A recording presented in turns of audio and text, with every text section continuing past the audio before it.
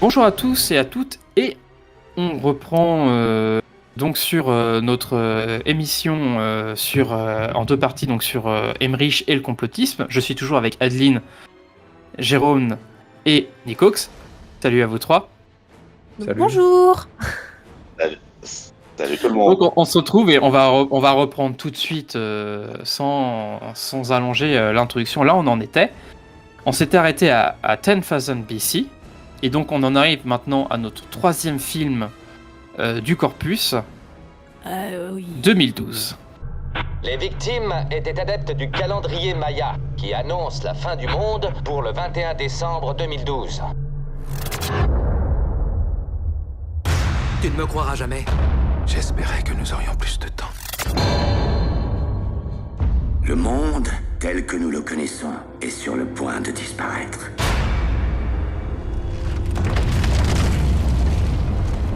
Ça commence. 2012. Les Mayas, l'une des plus fascinantes civilisations que la Terre ait portée, nous ont transmis une prophétie. Leur calendrier prend fin en 2012, et notre monde aussi. Depuis, les astrologues l'ont confirmé, les numérologues l'ont prédit, les géophysiciens trouvent cela dangereusement plausible, et même les experts scientifiques, gouvernementaux, finissent par arriver à cette terrible conclusion. 2012 va arriver. Alors le film, je l'ai revu. Alors à l'époque, j'avoue que c'est là où j'ai commencé un petit peu à lâcher les films de Roland Emmerich, ces films catastrophes. Le jour d'après, j'ai beaucoup aimé. Mais celui-là, je trouve, ça commence vraiment à être de plus en plus pénible à regarder jusqu'au bout. C'est vrai qu'il est long, le film. Il est en deux, je pense qu'il est en deux parties.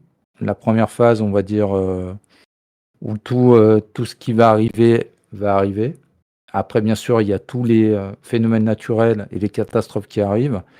Et la fin, on va dire, où on va essayer de sauver le plus de personnes sur Terre grâce à leurs grands bateaux, les arcs, je crois qu'ils appellent, pour traverser les flots et les flots qui déversent le monde.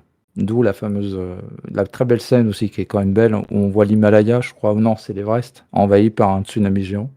Mhm.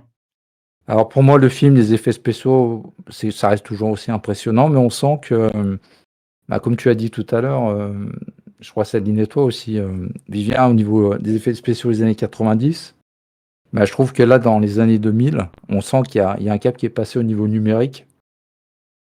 Et je trouve qu'il y a des très bons effets spéciaux, et il y en a qui perdent en qualité dans le film. Donc là, en le revoyant, je m'en suis rendu compte. Et je trouve que ça marche beaucoup moins. Bon, bien sûr, il y a la mise en scène, comme j'avais dit dans l'émission d'avant, que c'est un très bon technicien, Roland Emmerich. Donc on sait qu'il sait aussi faire des plans spectaculaires. Il sait mettre du rythme quand il en faut. Il sait aussi donner des émotions quand les explosions arrivent ou les phénomènes climatiques se déchaînent. Il essaie d'apporter aussi de la résilience humaine à travers les personnages. Il essaye, j'ai bien dit. Mais après, le terme, on va dire, maintenant, on n'est plus basé aux États-Unis, on va dire ça. Bon, c'était un peu le cas aussi pour le jour d'après. C'est-à-dire ça. Là, c'est plus un phénomène mondial, on va dire. Donc le film aussi s'attache beaucoup à parler, d'introduire des personnages, comme par exemple les personnages chinois là, qu'on voit un moment dans le film, là, ceux qui sont en train de construire les bateaux, là, je sais plus, dans des grandes montagnes. Après, c'est vrai que son scénario, bon après, est-ce qu'on va voir un film comme ça pour le scénario? C'est ce que je me posais une question. Tu vas pas résumer le scénario parce que Que celui je qu'on le a vu résume 2012, Ah, pardon. Ouais, vas-y, hein. Donc en fait, le début du film, en fait, ça commence, c'est un scientifique qui va voir un ami en Inde, et là, au fin fond je crois, de la Terre, ils ont vu que l'eau, je veux dire, le liquide bouillait. Donc c'était une preuve que le noyau de la Terre allait se transformer et changer la Terre. Donc d'où la fin du monde. Donc voilà. D'accord, et puis après, voilà, c'est ça. Après, c'est le Bah récit oui, de après, la fin du monde, quoi. après il y a tous les Après la phénomènes Terre qui vont se. seconde. Voilà, La Terre ça, il se y a gondole, tectonique des plaques, et puis tectonique bah, des il y a plus plaques, oui, personne. c'est vrai. Oui. Et Après, là, il y a un tectonique, on parle de tectonique au sens de la danse, hein, pas au sens scientifique. Hein. Après, moi, pour le film, je trouve qu'il y a quand même beaucoup plus de défauts. Ça devient... Allez, au niveau des stéréotypes, c'est quand même assez compliqué. J'avoue que c'est difficile de s'attacher aux personnages dans le film. Je sais pas si vous, ça a été le cas. Mais je crois À que je des me quoi? suis... Des personnages. Là, je vois pas de quoi Les, tu veux parler. Tu bah, veux les dire les gens personnages... avec des bras, des jambes qui bougent, c'est ça à l'écran? Exactement. Non, mais les personnages qu'on suit, pas forcément les badauds. Donc, Les quoi? bah, tu sais, les gens qui meurent, qu'on ne voit jamais dans les films d'Emmerich, c'est très rare des Oh fois qu'on putain, arrive à voir. c'est Ah ouais. énervant ça. Oui, ou les Il veut clans, ou montrer que les... tout le monde Oui, veut, voilà. toute la Terre meurt, et c'est censé être un moment émouvant où on voit tous les peuples de la Terre qui meurent. Mais non, on voit juste des masses de gens. Il fait exactement la même chose qu'on voit aux infos. On voit des masses de gens et du coup, c'est totalement impersonnel et donc on s'en fout. Ouais, Pardon. Peut-être ça Un qu'il gros voulait, hein. non, porte-avions mais qui a caché la... Pardon. non, mais J'ai vu. je suis d'accord avec toi. Je pense que Moi, c'est j'ai ça vu un qu'il gros voulait, en fait. porte-avions qui a caché la Maison Blanche. Ah. Voilà. Par contre, on voit bien tous les symboles de chaque pays. Les monuments, c'est plus important, on dirait, à sa manière de Oui, filmer que les humains. On sent qu'il c'est veut faire ça. l'inverse, qu'il veut montrer Mhm. que c'est grave parce que les humains sont en train de mourir. Mais en fait, il montre quoi réellement dans ses films? Les monuments qui sont détruits. Bah, je suis désolée, mais là, le symbole, il y est pas, quoi. Bah, c'est la fin de la culture. Coup de gueule, coup de gueule. Coup de gueule. Quoi, toi aussi, t'es pour le déboulonnement des statues? Ah bah bravo. Hein. Bah, encore un défaut, je pense, c'est le manque de développement des enjeux. C'est-à-dire qu'on passe trop facilement à une scène d'action et à des scènes plus intimistes ou plus à travers les personnages. Et puis aussi, Emmerich, il a aussi tendance à faire des plans aussi, on voit toujours la sidération des gens face au phénomène. Et Ah, il y a des on fois, ça dirait marche que bien. des fois ça marche. Bah, dans Independence Day, je trouve que ça marche plutôt bien. Alors Oui. autant dans celui-là, ça marche pas, absolument pas. Donc Ouais, je suis d'accord. totalement détaché de tout ce qui peut arriver à ces pauvres habitants sur la planète au moment du film. Je pense que c'est Mais fait parce exprès. que Je pense qu'il y a une volonté de Roland Emmerich de se focaliser sur un monde qui est en train de s'effondrer, de ne pas nous faire larmoyer sur ces petites choses-là, mais de regarder le cataclysme dans son ensemble. Je pense que c'est une volonté de sa part. oui, mais pour moi, c'est raté. Parce qu'en fait, il montre à l'échelle de la planète. Et en fait, pour moi, il a tort. Parce qu'il veut tellement tout montrer partout aux quatre coins de la planète qu'en fait, il montre rien. Et il ferait mieux de regarder les films de Spielberg déjà, de les revoir. Et en fait, parfois, pour montrer ce qui se passe partout dans le monde, il suffit de montrer 3 personnages que tu vas suivre et qui vont vivre un truc horrible. Euh, Trop montrer, de toute façon, je le dirai jamais assez, mais trop montrer, en fait, du coup, tu montres rien. Mais surtout que oui, il y a ça. Surtout que le problème, en fait, les gens auxquels on est censé s'attacher, putain, mais on s'attache pas, quoi. Je veux dire, dans 2012, C'est Mais dur, parce que c'est très difficile. il leur arrive des événements tellement incroyables où ils auraient dû mourir 40 fois C'est vrai. que tu lâches, en fait. Déjà juste Tu sortir de lâches la carrément. maison, Ouais, prendre la ouais, voiture, c'est aller à ça. l'avion, c'est Le, clair. le Et John danger qui les Cusack, poursuit. Oui. Le j'adore danger cet qui les acteur, mais... poursuit. Ah bon, t'aimes bien John Cusack? Moi, je trouve qu'il a vraiment le charisme d'une huître. Et puis le danger qui les talonne en permanence, là, moi, ça me fatigue. Hein. Ça Ah, m'endort au oui, sens littéral du c'est terme. Hein. usant. Ça dépend comment moi, tu Je Ah, j'ai suis le vu fais. des d'accord. huîtres qui avaient du charisme quand même, mais bon. C'est usant parce qu'en fait, tu sais que dans ce type de film, ils vont s'en sortir. Il y a 0 chance qu'il y ait quelqu'un qui meure. Et du Si, coup, le beau-père. il leur arrive. Ouais, non, mais c'est toujours le Ah oui. beau-père qui meurt. Il leur arrive toujours, enfin, des trucs. C'est la course-poursuite en voiture pendant que le monde explose, dans l'avion. Tout est. Du coup, moi, j'ai juste envie d'éteindre, en fait. Genre, bah non, moi, je suis désolée. Ça me fait lâcher totalement, quoi. Il n'y a Ok, pas de attends. suspense, puisque c'est tellement gros ce qui se passe et tu sais tellement qu'ils vont s'en sortir que pourquoi regarder? En fait, le problème de ce film-là, à mon sens, de ce que j'ai vu, c'est que Emmerich, il était parti, il dit, je voulais faire un film sur Noé, sur les arches de Noé, tout ça. Et ensuite, il a découvert la prophétie, enfin, les trucs de prophétie maya, tout ça. Il a dit, ah bah, ça serait un bon truc pour faire ça, donc de faire coller les deux. En fait, le truc, c'est qu'en fait, 2012, mais en fait, le personnage principal, c'est les effets spéciaux, point barre. C'est En fait, vrai. faut le regarder juste pour les effets spéciaux. Sauf que le Oui. problème En de ça. 4K, c'est impeccable, hein. Ah bah Pas de non, mais problème. franchement, moi je te dis, mais enfin, je crois que je l'ai vu au cinéma, Le mais au son, cinéma, c'est impeccable. incroyable. Je l'ai pas vu au C'est quand cinéma. tu vois, effectivement, je suis d'accord que tu vois l'Himalaya se faire recouvrir par la Ouais. mer, tu vois la Maison Blanche se faire détruire par un porte-avions, mais là on est encore sur le cinéma de grand gamin, c'est-à-dire vas-y, j'ai un porte-avions, j'ai la Maison Blanche, bah, je mets l'un sur l'autre et puis ça fait ce que ça fait, quoi. Enfin, je veux dire, c'est ultra régressif. Moi, alors c'est le côté que j'aime le plus dans 2012, c'est ce côté régressif de voir plein de trucs détruits, etc. Enfin, c'est ça. Mais le problème, par Moi, exemple, c'est que ça te fait pas un film, quoi. Ça te non. fait des beaux effets Tu spéciaux tu sais à quoi ça et fait penser? Moi, ça me fait euh, penser à cette chaîne qu'il y a, sur, la TNT, enfin sur la RMC? télé là, non, Ouais. dans les chaînes à 300 et quelques là, Souvenir from Earth. Je sais pas si vous avez déjà regardé cette Ah, chaîne? ça me dit quelque chose. Ah, je suis désolé, j'ai pas autant de C'est à chaînes que faire. ça sur ma C'est télé. pas Et des, ils te mettent c'est pas que des des paysages? plans, ouais, C'est c'est ça? que des Ah plans oui, de je connais. panorama Oula. du monde. Oui, c'est ça. Je connais. Hyper lent, hyper, Oui, c'était un documentaire au départ. Je dis: «Ah, ça met du temps, hein». c'est que des plans de nature dans le monde, sans aucun commentaire, sans rien, hein. C'est juste des images du monde, comme ça, et Ah, qui c'est s'enchaînent expérimental. sans aucune raison. Ouais, c'est ça, ouais. Et Je bah, moi, confirme. les films de Emmerich, ça me fait cet effet-là, quoi. Ouais, ils montrent des panoramas détruits.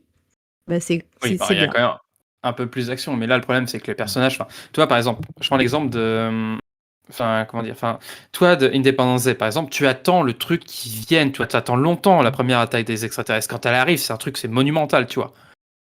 Et ensuite, après la première attaque, il y a la réplique, etc. Mais ce qui est vraiment important, le climax du film, en fait, dans Independence Day, c'est pas la fin, en fait. C'est vraiment la première attaque des extraterrestres et la destruction des plus grandes villes mondiales. Là, le problème, c'est qu'il s'est dit, ah, vas-y, ça a bien marché, je vais mettre ça tout le temps pendant le film, quoi. Mais tu regardes, par exemple, le jour d'après, c'est la même chose. Le jour d'après, c'est quoi? C'est le temps qui se dérègle, et t'as la montée des eaux, premier truc. Ensuite, t'as le gel. Voilà, ça s'imite à deux trucs, quoi. Mais là, 2012, mais c'est ça, mais sans cesse, sans cesse, sans cesse, sans cesse.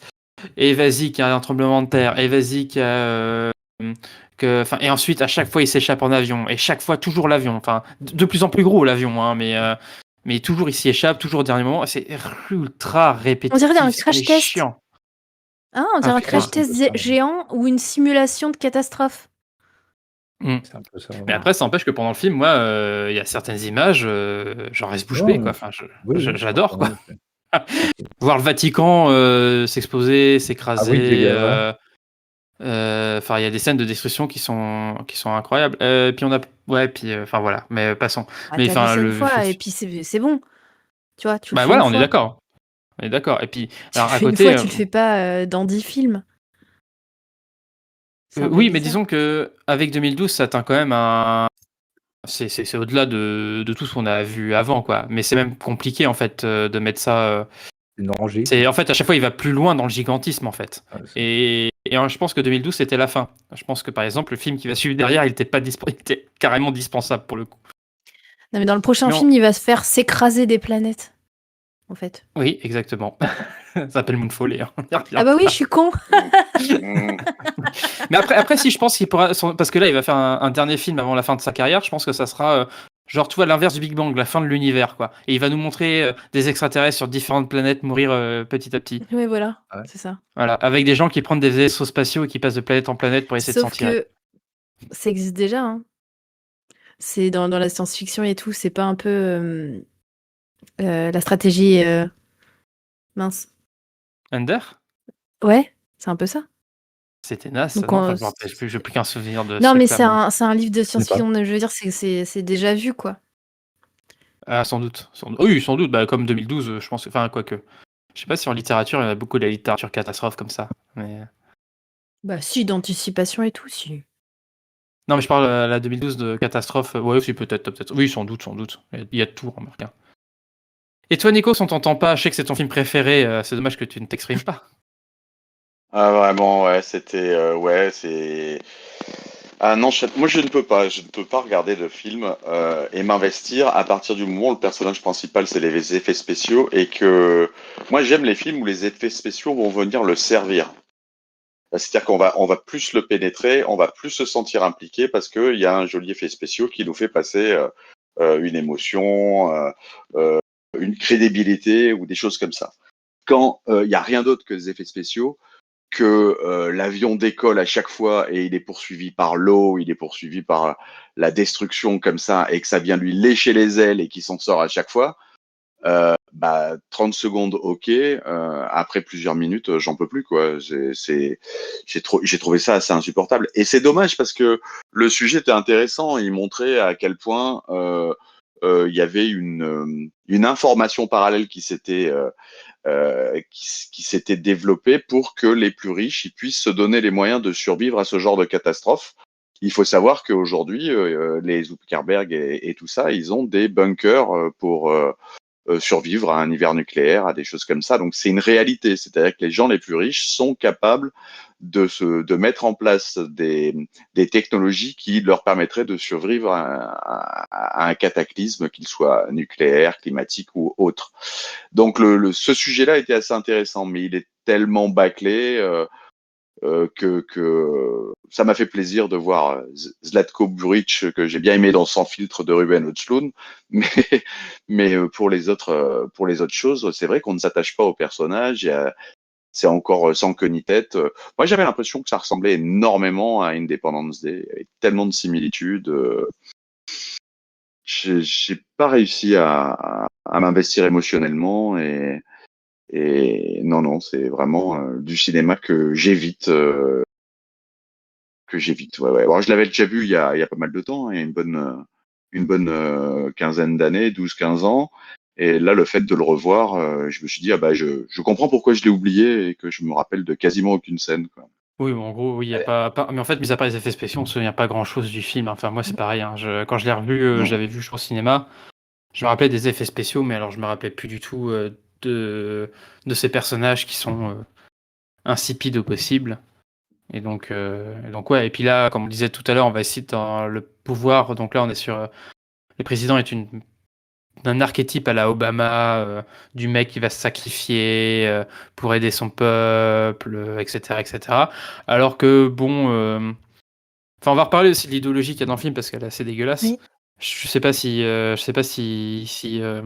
Emmerich l'a fait pour le dénoncer, mais le fait qu'en fait après une alerte en fait, donc comme ça en fait, comme tu l'as bien dit, en fait il a fait coller en fait le calendrier Maya ça, mais en fait le calendrier Maya, mis à part de dire que les Mayas savaient ce qui allait se passer, en fait il sert pas à grand chose de plus. En fait il est vite fait rapidement évoqué dans le film, mais en fait Ouais, il y a un suicide collectif, Maya, je crois.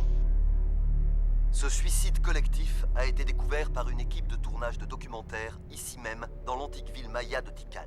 Les victimes, qui sont très nombreuses, auraient ajouté foi au calendrier Maya Kitché, qui annonce la fin des temps, pour le 21 décembre de cette année, en raison des forces destructrices du Soleil. Merci, Marc.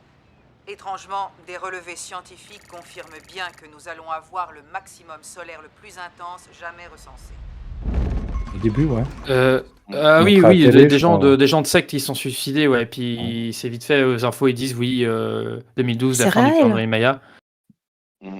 Pas dans le film, non, il parle pas de réel. Je crois pas. Et la secte du soleil, non, c'était pas le même truc, non? Non, c'est pas la même chose, non. Mais là, il parle pas du saut, c'est dans le film, c'est complètement, enfin, c'est une secte en fait de gens qui savent que c'est la fin du monde ou qui croient que c'est la fin du monde et qui se suicident. Mais au tout début du film, c'est dit à la radio et c'est un des seuls moments où le calendrier Maya est cité en fait.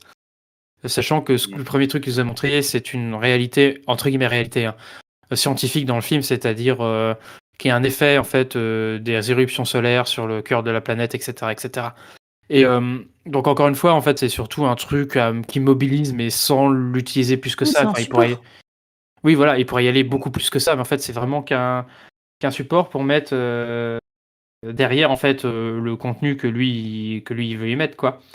Et alors c'est sûr que si par rapport à ça, par rapport au calendrier Maya, il y a l'idée que le calendrier Maya était basé sur le soleil et que donc de fait, parce que c'était le dieu soleil, enfin je crois que c'est ça, et donc de fait c'est lié à une activité solaire, donc de fait ils étaient au courant, etc., etc.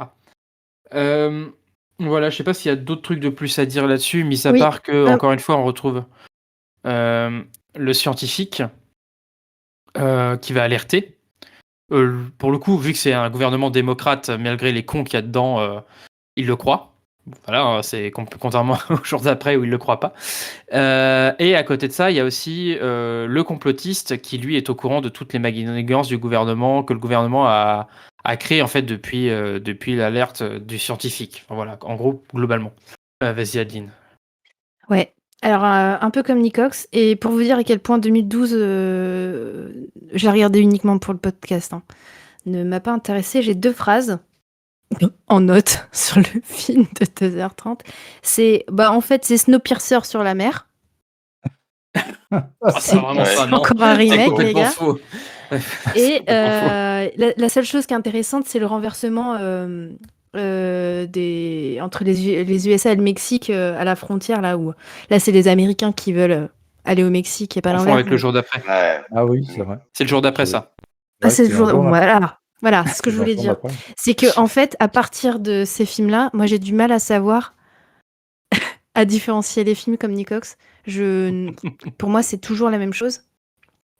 Donc oui, je les mélange carrément parce qu'en fait, c'est toujours le même film. Et je voulais justement parler de ça, même avant qu'on parle de Moonfall, parce que pourquoi pas maintenant. C'est que en fait, Emmerich fait tout le temps tellement le même film que en fait, ça en devient un schéma récurrent.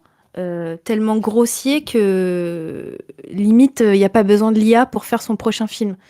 À savoir que, comme tu viens déjà de le dire, Vivien, il y a toujours un personnage complotiste et c'est toujours lui qui incarne le complot. C'est-à-dire il y a toujours une personne qui incarne le complot et c'est un personnage complotiste qui à chaque fois correspond à l'époque de la sortie du film.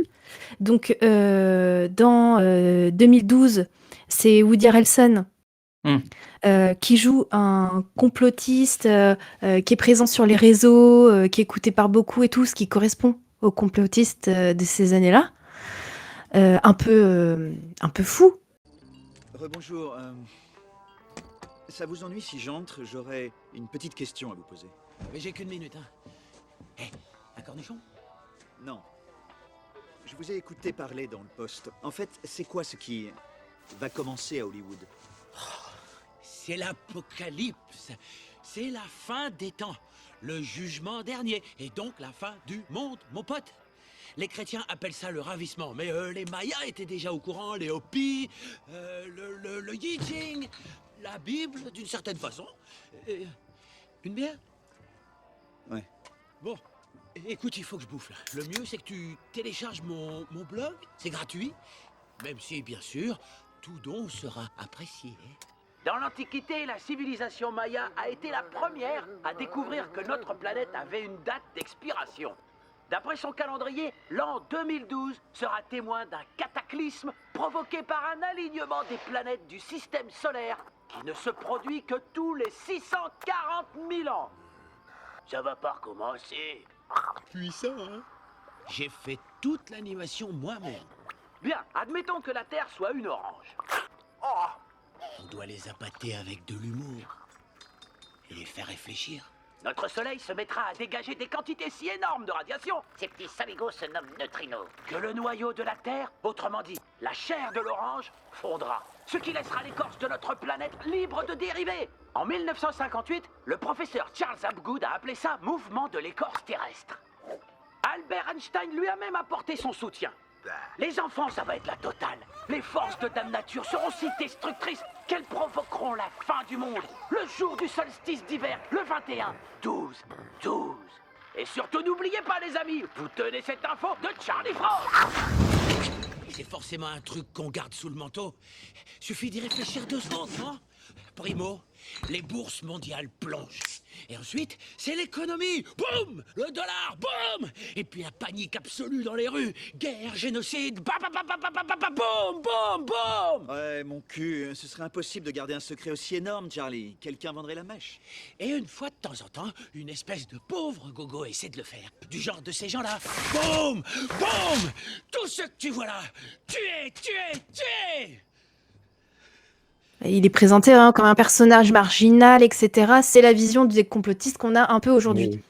Dans Independence Day, le personnage complotiste, c'est le père alcoolique qui correspond aussi à un peu ces idées de personnes qu'on se moque, qui pensent avoir été enlevées par des extraterrestres, etc. Dans Stargate, c'est le Ça marche. scientifique. Alors attends, juste, ça marche pas avec le père qui est beaucoup plus intégré à la société, le père de Ian Malcolm, enfin pas Ian Malcolm, c'est ton Je parle pas de lui, hein. Oui, mais Je il est parle du complotiste père, du père Oui, j'ai bien compris. pilote. Oui. Mais il est complotiste aussi dans Independence Ah oui. Day. Et tu vois ce que je veux dire, c'est Oui. ne fais pas Mais du c'est- cherry picking. on se concentre pas sur. Enfin, dans l'idée, c'est pas lui qui est présenté comme personnage complotiste. Mais Tu il vois n'a ce pas que les je veux dire? caractéristiques, mais il est entièrement, puisque lui, il croit totalement à la zone 51. Et en fait, Oui, j'ai c'est envie de vrai. dire, c'est aussi un complotisme plus. Ok, on va dire que Emmerich a mis une nuance dans un film. Ouh. Dans Stargate, c'est un scientifique qui est décrié. Ouais. Et effectivement, il y a aussi, dans les années 90, le complotisme, on le voit aussi par certaines personnes dites savantes qui font passer des messages des scientifiques controversés, un peu dans les années 70 aussi, où le complotisme, il passe par ces gens-là, qui se disent scientifiques et qui en fait sont pas si scientifiques que ça. Et dans Moonfall, là par contre c'est peut-être un peu plus une nuance, mais en même temps ça correspond aussi à ce qu'on voit aujourd'hui. C'est un mec qui se fait passer pour un scientifique, qui l'est pas du tout, mais qui est très très présent sur les réseaux aussi. Et qui a acquis son savoir d'internet, en gros, et qui diffuse ça. Donc ça correspond aussi à une vision des complotistes qu'on peut avoir aujourd'hui. Et t'as aussi toujours le sonneur d'alerte, comme on l'a dit. Moi, je vais pas redire les noms parce que je pense que vous savez qui sont les sonneurs d'alerte dans les films à chaque fois, hein. Souvent, c'est des docteurs. Dans Moonfall, c'est un mec de la NASA, plus l'autre qui coche toutes les cases, j'oublie son nom. C'est Casey Houseman, donc moi je l'appelle Samuel Tarly. Oui, Tout le monde sait de qui je parle. Oui. Et t'as aussi, surtout, tout le temps dans ces films, le personnage de l'anti-héros. À chaque fois, voilà, un des héros, c'est un anti-héros, en fait, le mec qui voulait pas être là, et puis en fait, qui va se révéler au sein de l'aventure, être un héros, alors qu'à la base, c'est un peu un raté, entre guillemets. T'as aussi tout le temps le personnage du père foireux. Tout le temps, dans tous les films, t'as le père défaillant qui revient. Et la famille. Alors, des fois, ça se mêle, hein. Des fois, les personnages, on coche plusieurs cases. Mais le motif du père défaillant, je pense que Emmerich, là, il y a quelque chose à creuser. C'est qu'il est tout le temps là. En 2012, donc Jason Curtis, donc le père défaillant, divorcé, etc., et qui va devenir un héros. Dans Moonfall, donc le mec de la NASA, Adrian Harper, qui a aussi des problèmes familiaux. Independence Day, le pilote, hein, qui pareil est mal vu par sa famille et tout. Et dans Stargate, le colonel, hein, il y a son fils qui est mort. Ah, hein, je pas le crois. pilote. Je mettrais pas le personnage du pilote dans Independence Day, je mettrais le personnage de Père Levinson défaillant pour le coup. Ouais, il est pas père défaillant du tout, il est pas du tout si. père défaillant, justement, il est père de substitution et tout, c'est pas vraiment sa famille et tout. Non, par contre, je mettrais en termes de famille défaillante, c'est plutôt la famille de Levinson qui s'est séparée de sa femme. Ouais, mais il y a vraiment un truc sur le père. C'est pas, Oui, il y a un truc c'est pas forcément les gens Mais divorcés ou quoi que ça. Mais c'est lui, le il est pas père. défaillant, puisque toi, à la fin du film, sa famille est composée, etc. Alors que Oui, Levinson, mais c'est un peu au début, c'est compliqué, tu vois bien, hein, dans la caravane et tout, il lui parle pas trop. L'autre, il est obligé de venir le chercher parce qu'il est alcoolique et tout, c'est compliqué, quoi. Ah putain, on n'est pas sur le même. Putain, oui, je pensais que tu parlais Will Le Smith. pilote.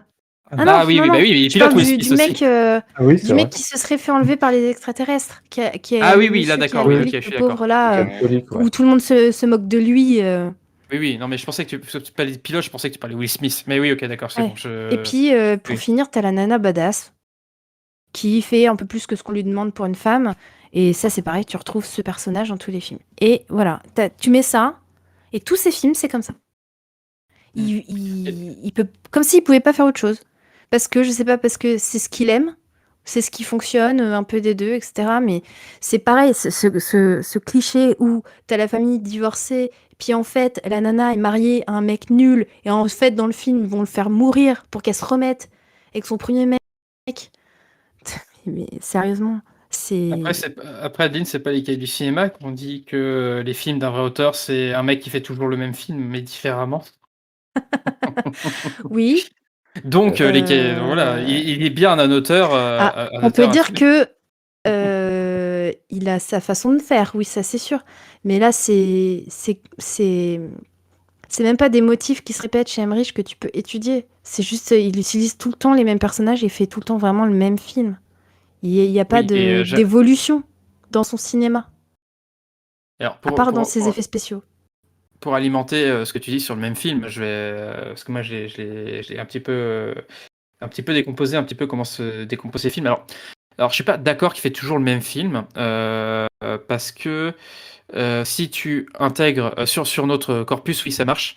Par contre, si tu intègres certains autres films, c'est un petit peu différent à mon sens. Il faut modifier un petit peu. Mais sur les films catastrophes, oui, globalement, c'est globalement la même chose. C'est-à-dire qu'on a la Oui, je vois catastrophe ce que tu veux dire. Là, moi, je me suis tu vois, concentrée sur le corpus. Oui, c'est ça, on est d'accord. Tu vois, parce que sur The Patriot, par exemple, c'est pas exactement la même chose. Mais après, on est sur quand même du cinéma classique, j'ai envie de te dire. On est toujours l'appel de l'aventure. Je pense que Ouais, tu mais prends on le est truc du encore héros, etc. sur le père un peu strict avec ses enfants, qui Ah fait oui, pas bien les sûr, choses non, mais il y a des bien, trucs qui qui va essayer se retrouvent. de s'amender de tout ça. Le jour d'après, c'est la même chose aussi. Ouais, sur Anonymous, ça marche peut-être moins, mais sur White House Down, ça marche aussi. Mais oui, non, mais de toute façon, je suis d'accord. Les archétypes sont là. On est d'accord, il n'y a pas de souci. Après, là, moi, je voulais en venir sur par exemple, la structure de ces films catastrophes qui sont toujours les mêmes, effectivement, depuis Independence Day, c'est-à-dire que sur les premières minutes du film, mais direct, la catastrophe est annoncée. Donc, on l'a dans Independence Day, les extraterrestres arrivent dès les premières minutes. On l'a aussi dans Moonfall où dès les premières minutes, il y a le truc qui est annoncé aussi. On l'a dans 2012 parce que c'est les premières minutes aussi, c'est le scientifique qui arrive et qui voit le truc. Ensuite, on a le compte à rebours qui se met en place. Donc le compte à rebours qui va... donc comme ça marche aussi pour le jour d'après, le compte à rebours se met en place jusqu'à la catastrophe. Genre, le mec te met vraiment des comptes à rebours. Oui, bah tu l'as Allez, littéralement à l'écran.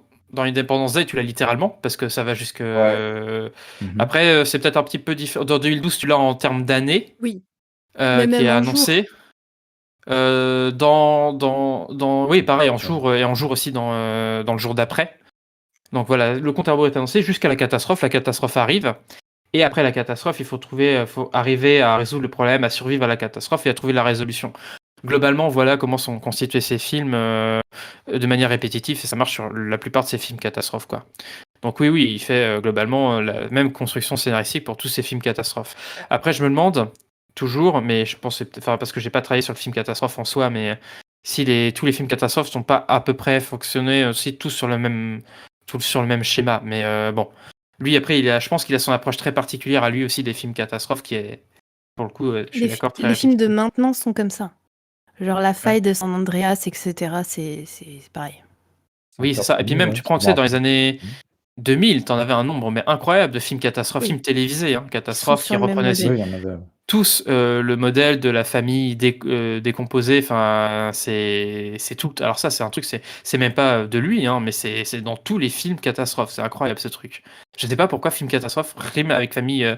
Enfin, surtout dans le cinéma américain. Parce que cinéma américain dit cinéma qui concerne des gens qui sont croyants, et donc réparer une famille qui a divorcé, tu vois, c'est important aux États-Unis. Parce que dans l'idée, t'es pas censé divorcer. Lui, il est pas. Ouais, mais tu vois, lui, il est pas. Enfin, déjà, il est de culture plutôt allemande. Il est pas forcément américain. Il fait des films pour plaire. Je sais pas. Hein. Puis après, ou peut-être c'est lui. Je sais pas. C'est peut-être lié à un traumatisme d'enfance. Peut-être plus royaliste que le roi aussi. Mais parce que ça arrive, tu sais. Des fois, tu arrives dans un pays, tu fais mieux qu'eux. Mais bon. Je sais pas pourquoi, mais c'est vrai que c'est des archétypes qu'on retrouve tout le temps chez lui. Mais ce que je trouve intéressant aussi dans ce que tu as dit, c'est ces personnages, notamment les deux personnages qui s'affrontent, qui coexistent dans ces films, sont les personnages de scientifiques et les personnages de complotistes. Et là où, par exemple, dans Stargate, tu vois, ces deux personnages-là sont fusionnés, ils vont avoir tendance, au fur et à mesure de sa filmographie, à se séparer. Et à devenir vraiment deux entités différentes. Les deux ont raison, mais l'un peut-être potentiellement pour des mauvaises raisons, et l'autre pour de bonnes raisons parce qu'il est capable de l'affirmer scientifiquement, tu vois. Mais par exemple, on va pas avoir de complotiste dans le jour d'après, ça va être uniquement scientifique. Mais par exemple, on a parlé dans déjà dans Mais Independence parce qu'il n'y a Day, pas de complot dans le jour d'après. oui, il n'y a pas de complot dans le jour d'après, ouais. Mais par exemple, dans Independence Day, donc les deux se séparent, parce que scientifique, bah, c'est Ian Malcolm. Enfin, pas Ian Malcolm, mais putain, il y a Jeff Goldblum. Levinson. Ouais, Levinson. Et son père est complotiste, ou alors on peut prendre aussi le père de famille. Ensuite, ça va être sur 2012, donc le scientifique qui travaille pour l'État. Et donc le complotiste joué par Woody Harrelson, qui sont plus pour le coup les personnages principaux à ce moment-là.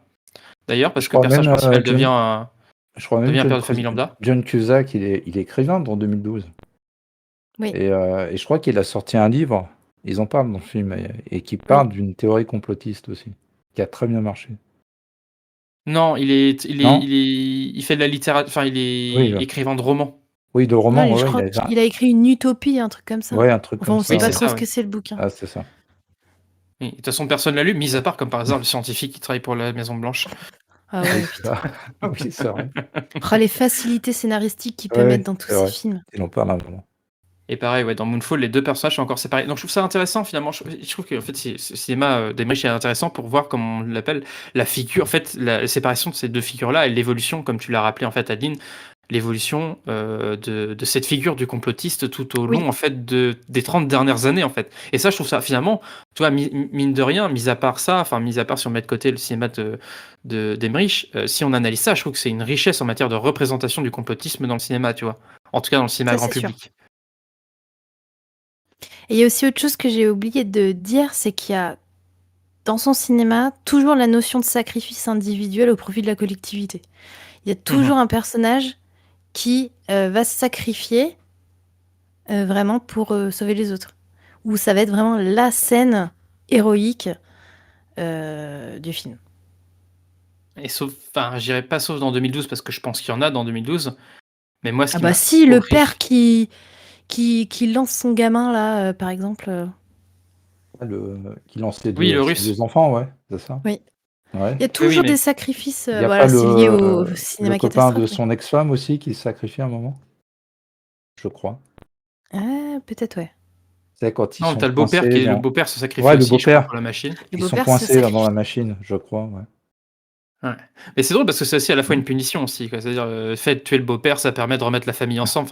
Enfin, il y a quelque chose de très rance en fait dans 2012. C'est assez dans l'idéologie de 2012, il y a un truc horrible. Enfin, derrière cette idée, donc déjà les riches vont construire leurs propres arches, se les attribuer qu'à eux. Enfin, c'est une domination complète du capitalisme. Ce qui est drôle, c'est que j'ai tendance à penser que lui veut dénoncer ça.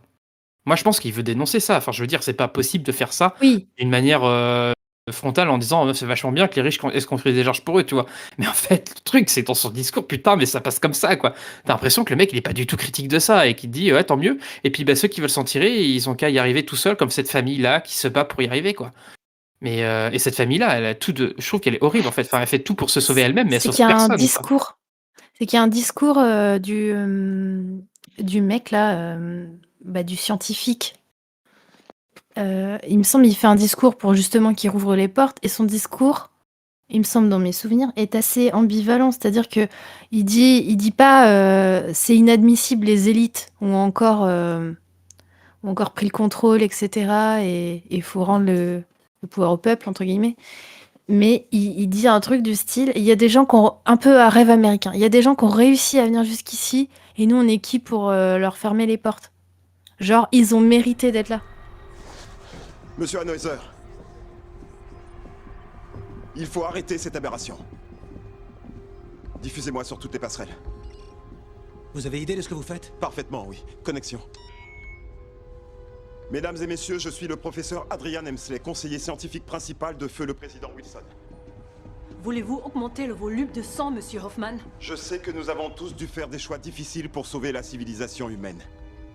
Mais être humain veut dire se soucier des autres, et civilisation veut dire s'efforcer de créer un monde meilleur ensemble. Si ces définitions sont exactes, il n'y a rien d'humain et rien de civilisé dans ce que nous sommes en train de faire là. La flamme du professeur Emsley est admirable. Mais veuillez vous rappeler que nous avons infiniment peu de ressources et encore moins de temps. Alors interrogez-vous, allons-nous sans rien faire regarder tous ces gens mourir? Il y a une phrase que j'ai lue il y a 2 jours. Son auteur est sûrement mort alors qu'il est. Mais il disait que dès l'instant où nous cessons de nous battre pour les autres, nous nous mettons à perdre ce que nous avons d'humain en nous. Et pour sauver la race humaine, nous nous trouvons dans l'obligation de nous en tenir au plan que toutes les nations présentes dans cette flottille ont dûment approuvé. Leur sort est entre les mains du Seigneur. Mais ils ont mérité d'être là juste parce qu'ils étaient au courant, en fait. Tous les autres sont morts parce qu'ils le savaient pas. Enfin, tu vois, c'est un peu bizarre. Ouais. Complètement. Donc Mais, non, c'est... Alors, c'est pas... c'est... On sent qu'il veut dénoncer, mais il remet rien en question. Donc, comme tu disais tout à l'heure, c'est très C'est le naïf, en principe fait. d'Hollywood. Hein. Ouais, mais c'est le principe un petit peu d'Hollywood, ça. Hein. T'as des films qui, tu te dis, ah, c'est pas possible, ce film, il est super engagé, il y aura un avant, un après, les gens vont se rendre compte, je sais pas, je dis Joker comme ça, là, en pensant. Et en fait, tu te rends compte que le cinéma hollywoodien, il est toujours fait pour t'endormir à la fin. Tu peux avoir des idées de révolution, des idées de changement absolument grandioses pendant le film, et à la fin, on fait en sorte que tu quittes la salle en te disant, bon, ben, ça va, en fait, voilà. Non, il y a rien à changer. Tout va bien, tout va pour le mieux dans le meilleur des mondes. Vous n'avez pas cette impression d'endormissement, Si, ça m'a fait ça sur Don't Look Up, où justement tout le film est super, Ouais. mais par contre, la fin, j'étais vraiment outrée qu'ils se réunissent à Ouais. table pour prier, Pour prier. et ils acceptent pour ça. Je fais, mais c'est Ouais, ça votre fin de tout à film? fait. Non, et puis autrement, ça se passe toujours, tu vois, dans des dystopies qui sont bien pires que les États-Unis. Donc les États-Unis, à côté, c'est vachement bien. Tu prends Hunger Games, par exemple, tu vois. Hunger Games, Ouais. c'est une dystopie américaine, parce que ça se passe quand même, Panem, le monde de Panem, c'est aux États-Unis, en fait. Et c'est une dystopie comme quoi on massacre nos enfants, mais ça ne concerne pas les États-Unis d'aujourd'hui. Donc tu peux avoir une révolution là-dedans, ça ne remettra pas en cause le fondement même du fonctionnement actuel, en fait. Et c'est là qui est vachement intéressant, et c'est là que je trouve que on touche en fait à qui est Emmerich. C'est-à-dire Emmerich, c'est un gros mou, voilà. Et, et il a des idées, j'ai pas envie de dire le contraire, écolo, etc.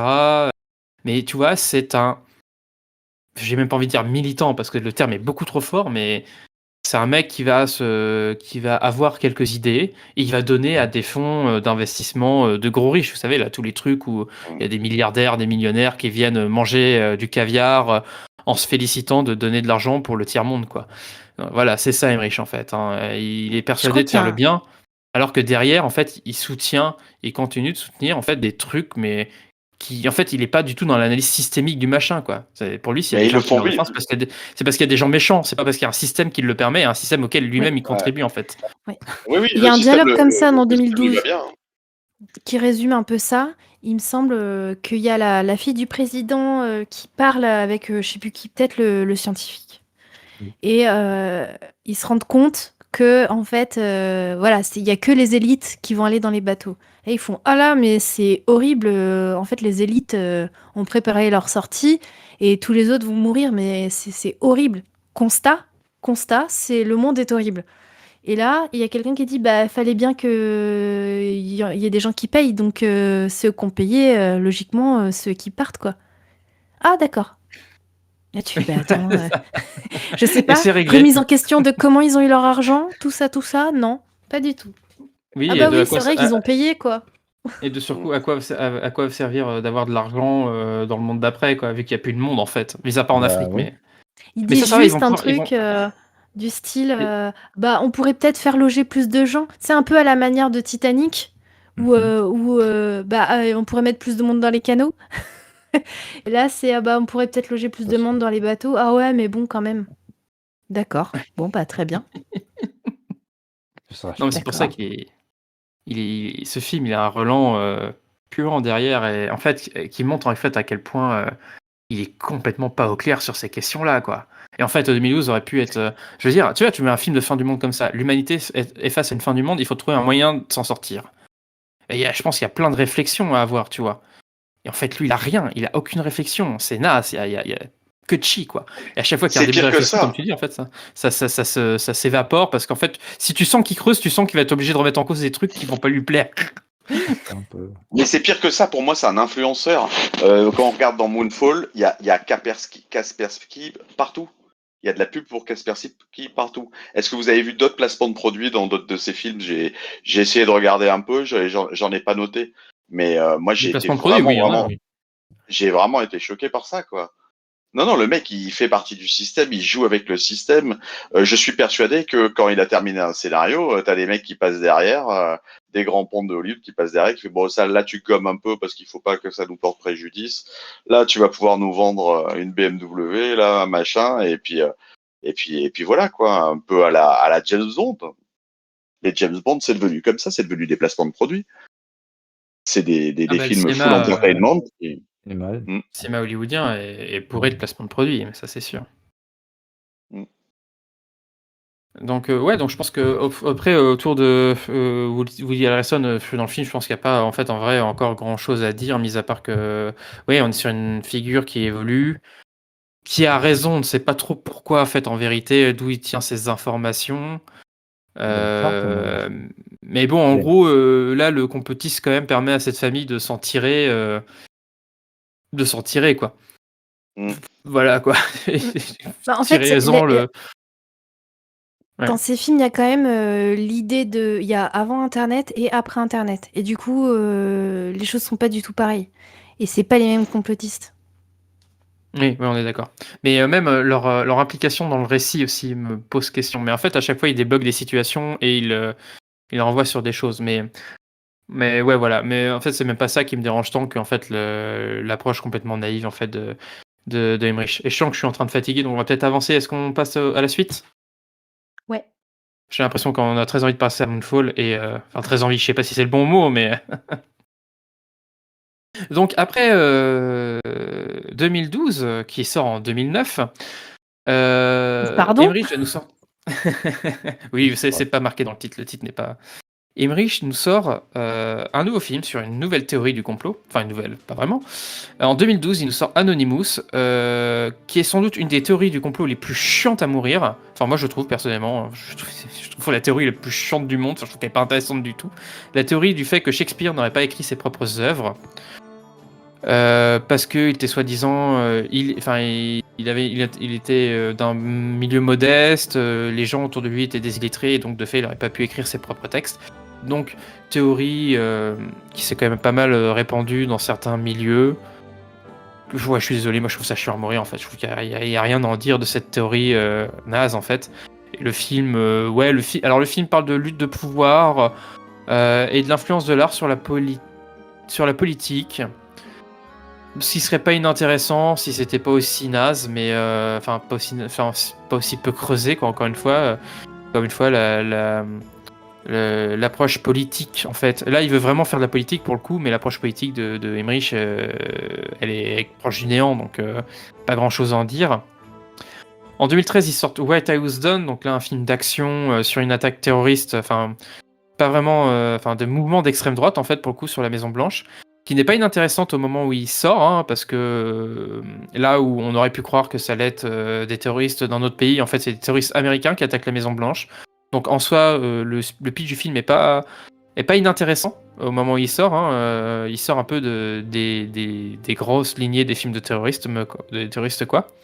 Ce qui est intéressant dans White House Down, c'est que là par contre la théorie du complot devient secondaire, parce qu'elle est citée rapidement. Donc c'est la théorie du complot des tunnels souterrains de la Maison Blanche. Théorie du complot qui a été popularisée par notamment la relation entre Monroe et JFK, donc voilà, auquel en fait des passages que Marilyn Monroe aurait pris pour rendre visite à JFK, donc voilà, des théories de ces tunnels-là. Au métro et tout ça. Je sais plus à quoi ils mènent en fait. En fait, c'est des tunnels qui permettent Lincoln aurait construit. T'as ça dans Ouais, Watchmen alors- aussi. Ah peut-être, j'ai pas creusé la question, je t'avoue, parce que c'est vraiment, alors c'est comment dire, c'est abordé rapidement dans le film. En fait, parce qu'au début, t'as des gens qui visitent la Maison Blanche et il y a une personne qui pose la question et forcément le mec qui fait visiter, ben non, il n'y a pas de tunnel. Et en fait, une fois l'action lancée et tout, en fait, on se rend bien compte qu'il y a bien et bien des tunnels en dessous de la Maison Blanche qui sont bien réels. Donc la théorie du complot se vérifie en fait en vérité dans White House Down. Donc voilà.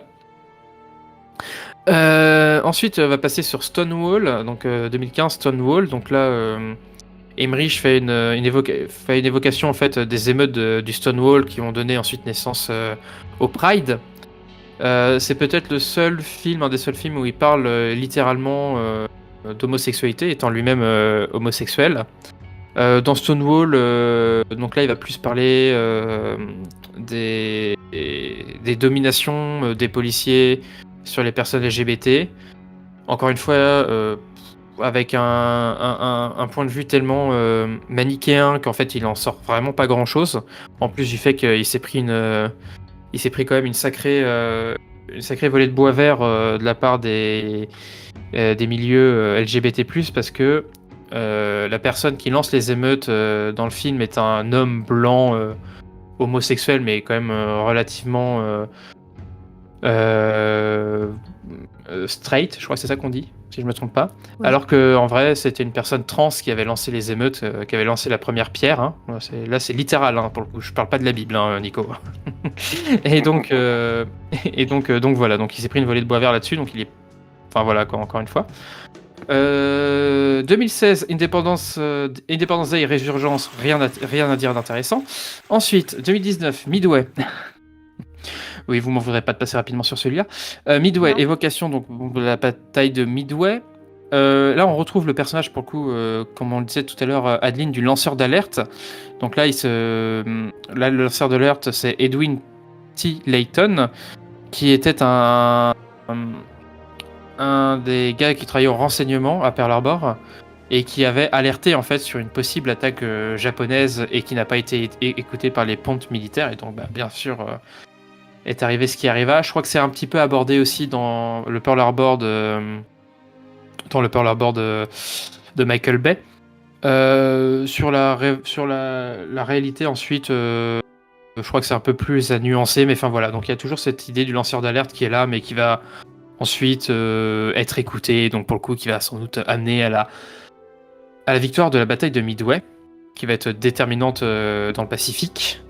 Et on arrive au dernier film de notre corpus en 2022, Moonfall. Si vous me regardez, alors vous savez maintenant qu'un gros problème se dirige vers nous. Une réunion d'urgence est prévue à l'endroit habituel au plus vite. Pegel Sofer. J'ai fait une découverte effrayante. J'ai besoin de vous pour contacter la NASA immédiatement. Avec la NASA, on peut dire qu'on est un petit peu en froid, là. Alors ça va changer. Quand vous leur direz que la Lune est sortie de son orbite. Aucune raison de paniquer. Je suis pas fou! Pourquoi cherche-t-il à cacher tout ça? Il est trop tard pour l'arrêter. Vous aviez tout compris avant la NASA. C'est vous la source anonyme? Oh oui. C'est de la merde, voilà, ça y est, c'est bon, Non, on peut passer à alors autre chose. Moonfall. Non, mais tu vas le faire, mais Moonfall, ça raconte l'histoire des extraterrestres qui ont construit la Lune pour échapper à l'IA. Ah, on est bien avec ça. C'est un très bon résumé.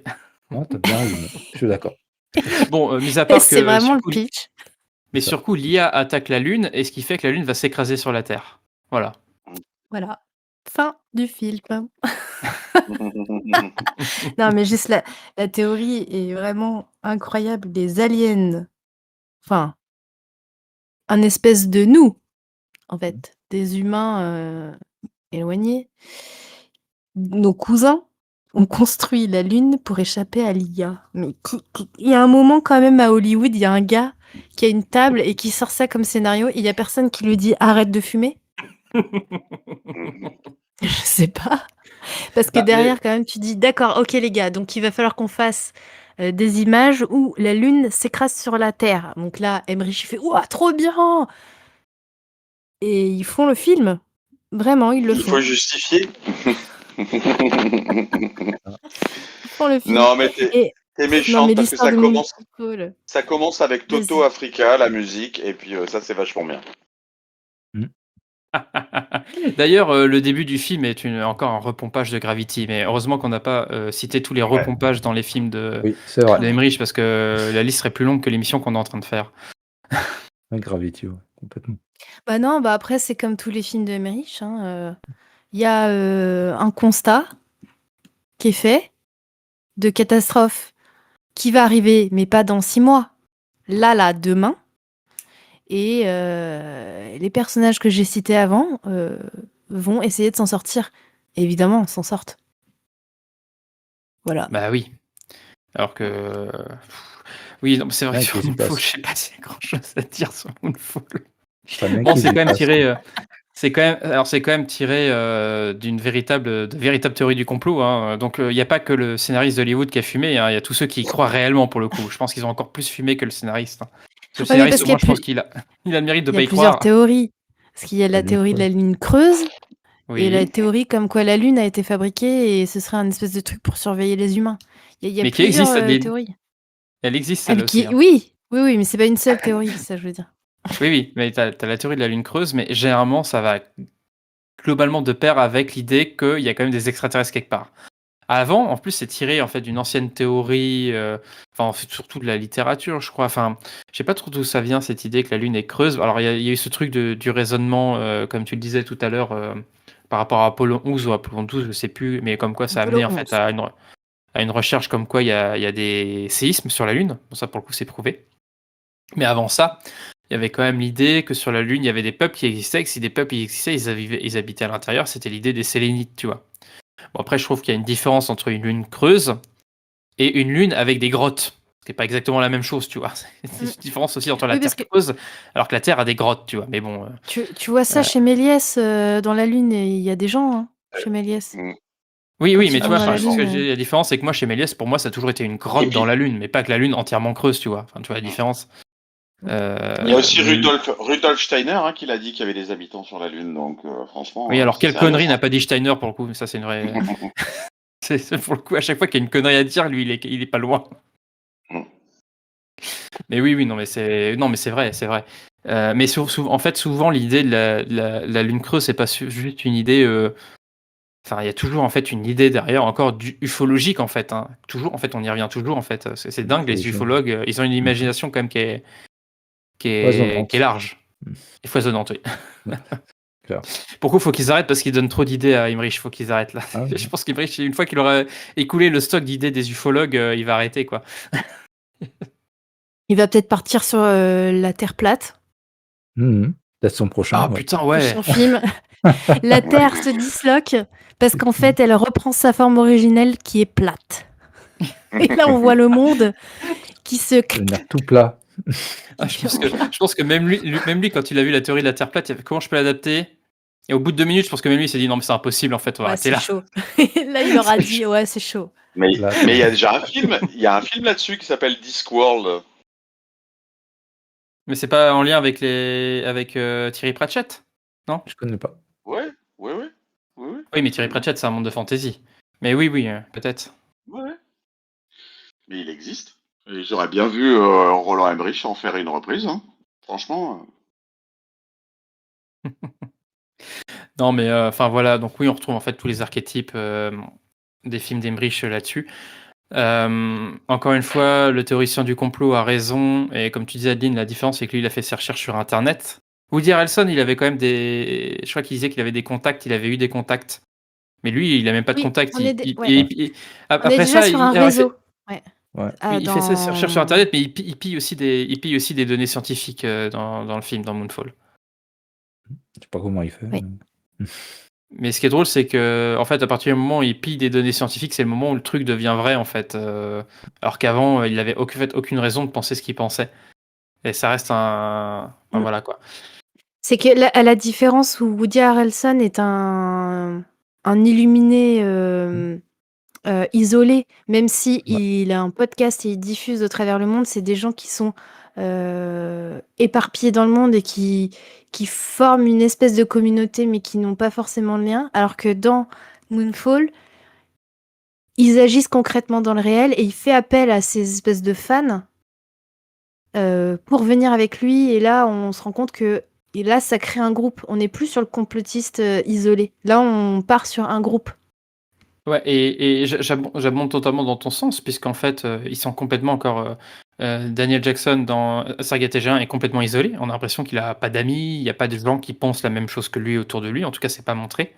Et pareil pour les complotistes dans Independence Day, ils sont complètement seuls.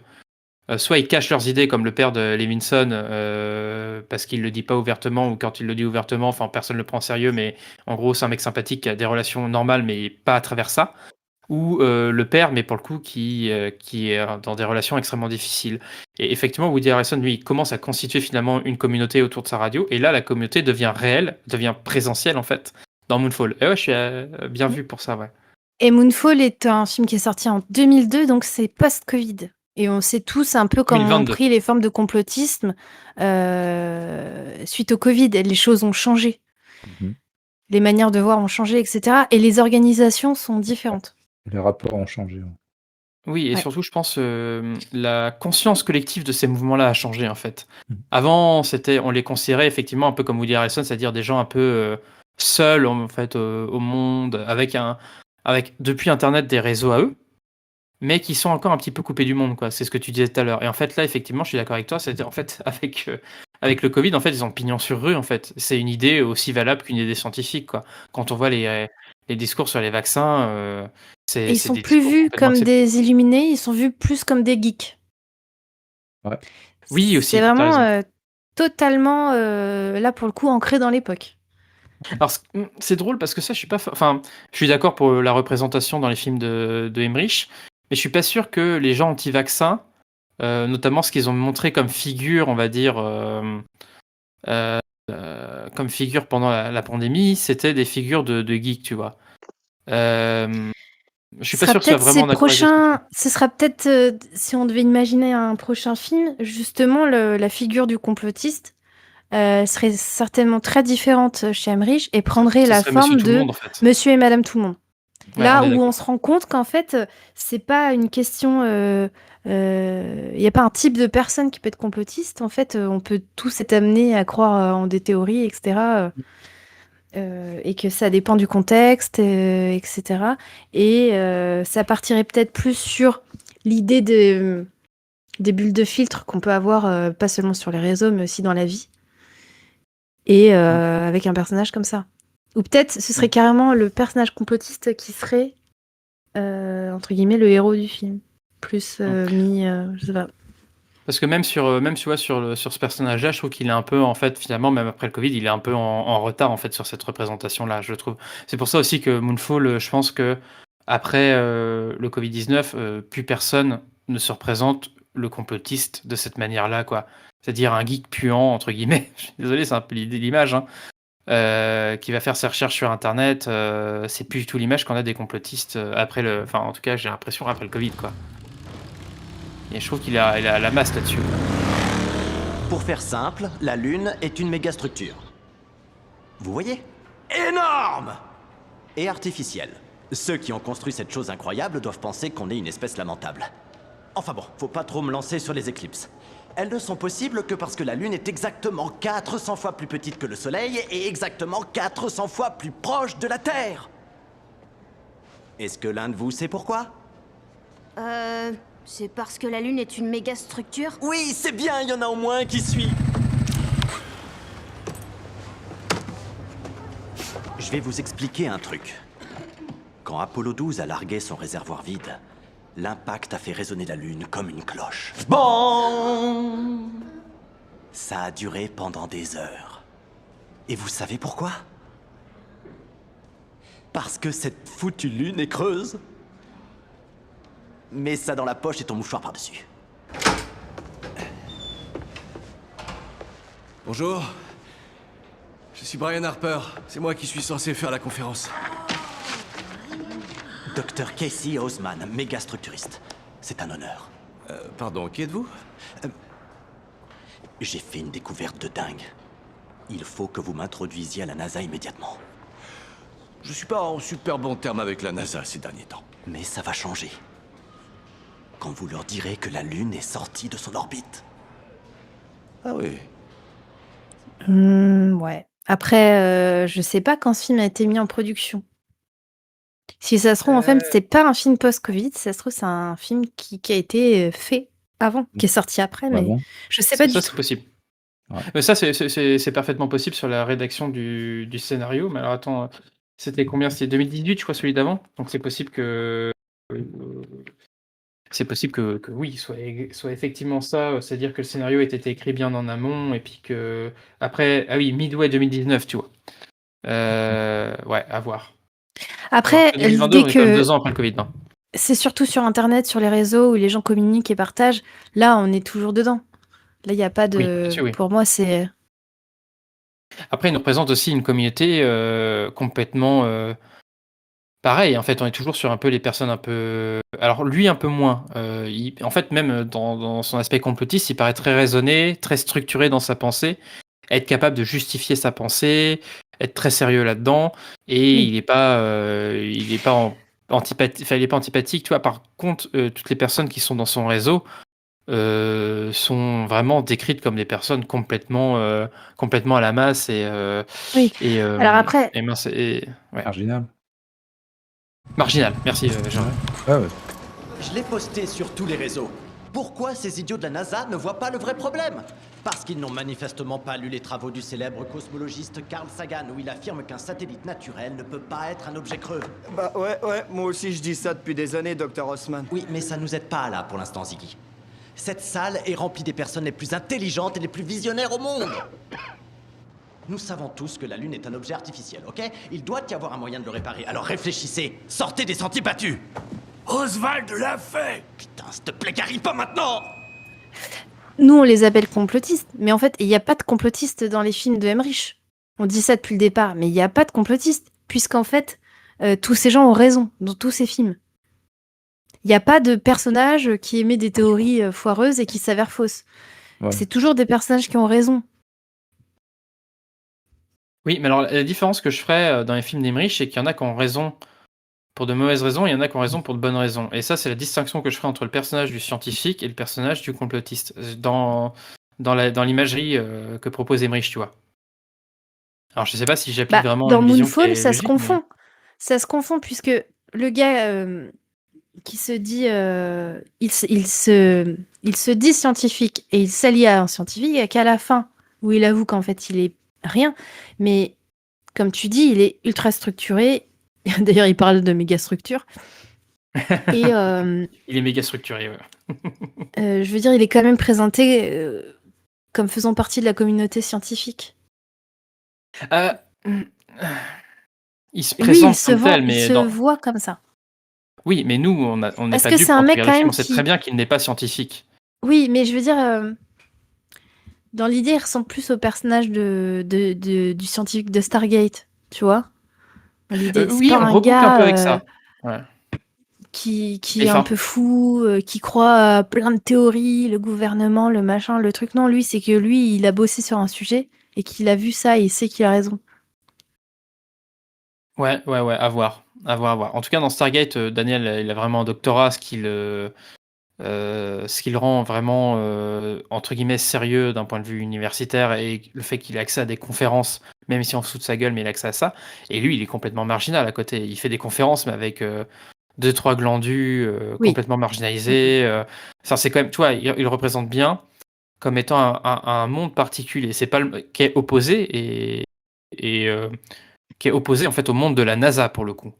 Mais le monde de Oui. la NASA, il est bien montré aussi comme étant un monde où il y a des complots, parce qu'il y a des choses qui sont cachées, il y a des effets de pouvoir, etc. Ça, on l'apprend un petit peu plus tard, et que notamment, tout ce qu'avait vécu l'astronaute là avait été caché pendant longtemps, et alors qu'il y avait plein d'éléments qui permettaient de prouver. Il y avait des photos, par exemple, dans les archives quand il les retrouve. D'ailleurs, le personnage de l'archiviste aussi est assez intéressant. C'est-à-dire que Oui, c'est Donald Sutherland, non? ouais, c'est de Sunderland. Ouais. Ouais, C'est-à-dire c'est ça, qu'il y a ouais. cette idée, et là il y a cette idée vraiment complotiste, comme quoi il y a vraiment des choses cachées par l'État. Encore une fois, quoi. Qu'est-ce que vous faites? Holdenfield? Vous n'êtes pas censé regarder le dossier 136 Alpha. Il est classé top secret. Pourquoi la NASA a menti à ce sujet? Le 20 juillet 1969, c'est un petit pas pour l'homme, mais un bond de géant pour... etc., etc. À l'école, on vous a appris qu'Apollo 11 avait perdu le contact avec le centre de contrôle pendant 2 minutes. Mais c'est faux. Le centre de contrôle a coupé sa liaison avec le monde parce que les astronautes ont découvert quelque chose ce jour-là. Ils ont aperçu des lumières très étranges qui émanaient de la croûte lunaire. Et c'est moi qui ai été chargé de cacher ça sous le tapis. Tout le monde a accepté de jouer le jeu. Il n'y a que Brian Harper qui a refusé. Ils l'ont fait passer pour un cinglé et ils l'ont jeté à la poubelle. Vous êtes en train de me dire que la Lune est en fait la plus grande dissimulation de toute l'histoire de l'humanité? La plus grande probablement, oui. Vous avez du sang sur les mains, vous aussi. C'est vrai, oui. Tous ceux qui suivent les ordres en ont obligatoirement un peu, non? Cette Oui, technologie... il y a des choses cachées par l'État. Ils ont ils sont surpuissants dans le savoir, mais en même temps, dans Moonfall, t'as l'idée que les scientifiques de la NASA sont des gros nuls parce que du coup, j'ai oublié son prénom, Samuel Tarly.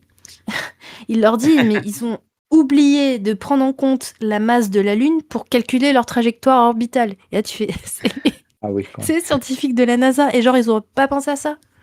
Oui, C'est un peu du foutage de gueule. Ça revient à Stargate aussi, parce que ce que trouve Daniel Jackson, c'était pas si compliqué que ça en vérité non plus. Donc ils étaient aussi nuls, Oui. mais c'est l'idée qu'il y a des nuls et puis que, enfin, en tout cas qu'il y a des gens beaucoup plus sérieux qu'eux, enfin pas plus sérieux, mais qui ont réussi à percevoir un truc que les autres n'ont pas perçu, qui leur permet de se distinguer en fait. Donc en fait finalement les complotistes, en tout cas ici les complotistes arrivent à voir des choses que les autres ne voient pas.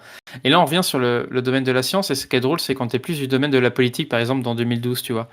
C'est-à-dire que là c'était vraiment... ce que Woody Harrelson, il parle pas vraiment un petit peu, si, quand même un petit peu. Il parle du changement climatique, mais il parle aussi du bouleversement qui est en train d'arriver, mais il parle surtout aussi des arches, de ce qu'est en train de construire le gouvernement en secret, qu'il a des éléments là-dessus, l'accident, enfin le meurtre en fait du conservateur du Louvre, etc. Oui.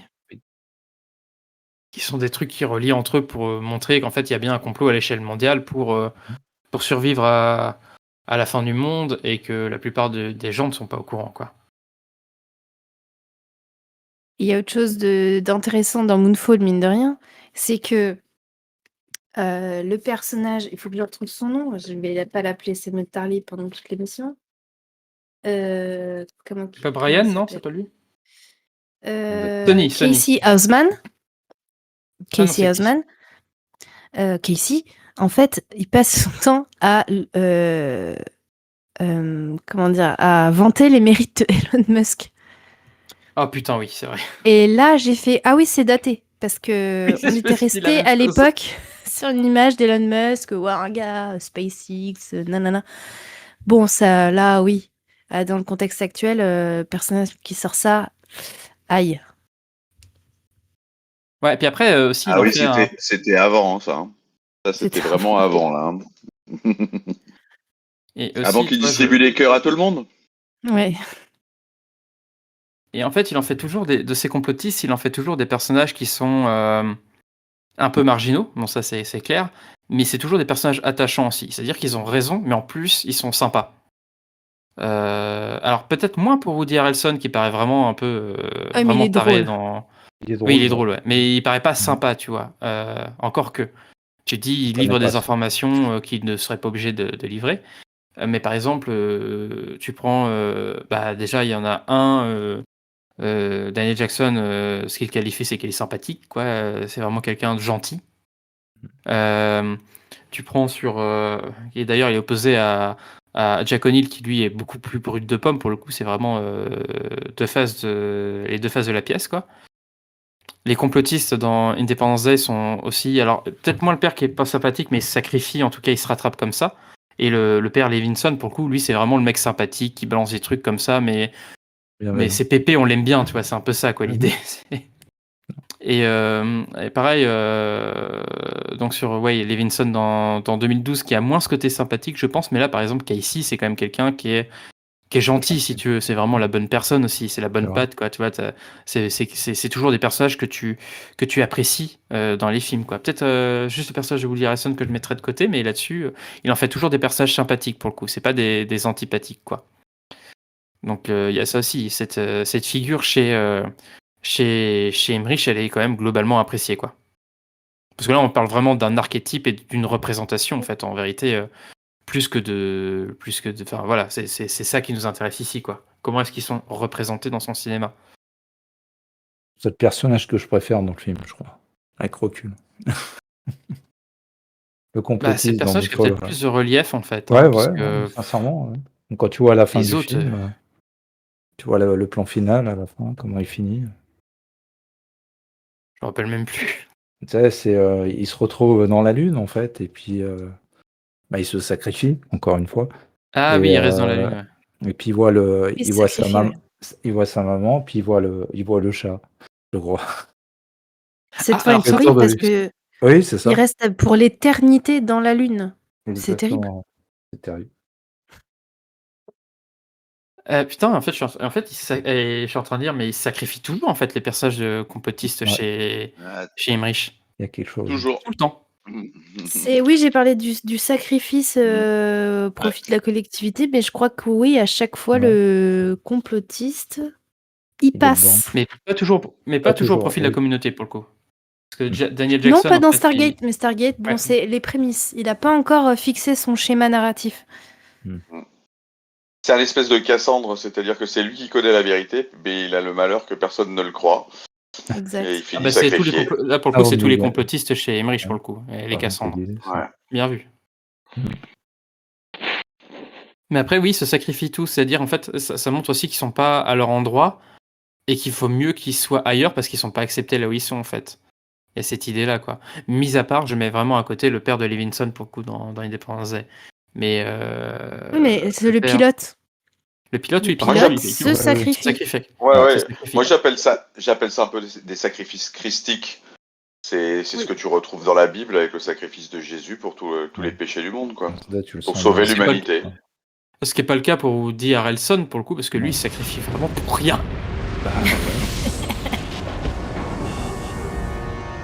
Ah, si seulement vous étiez là pour voir ce que je vois.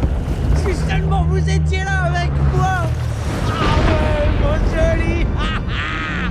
Montre ce que t'as dans le ventre. Et surtout, n'oubliez pas, les amis, vous tenez cette info de Charlie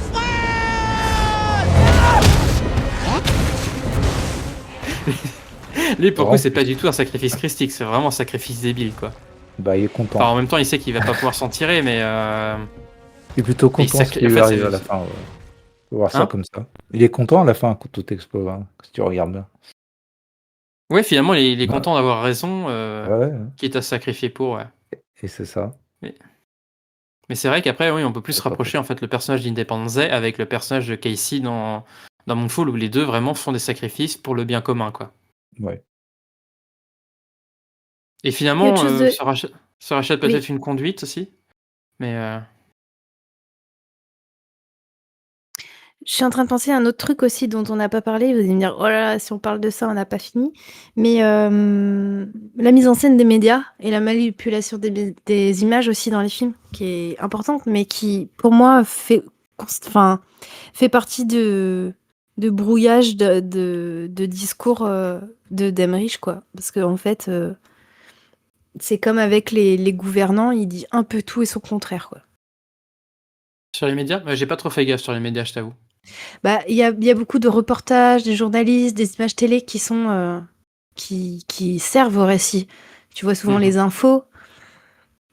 Les personnages, ils sont souvent au courant par la télévision, surtout la télévision, un peu Et la nous, radio. spectateurs aussi. Oui. On voyage à travers le monde d'Emmerich par les télévisions, généralement, C'est vrai. de ce dont je me rappelle. Par exemple, et ça nous permet et ça nous donne un aperçu du monde entier.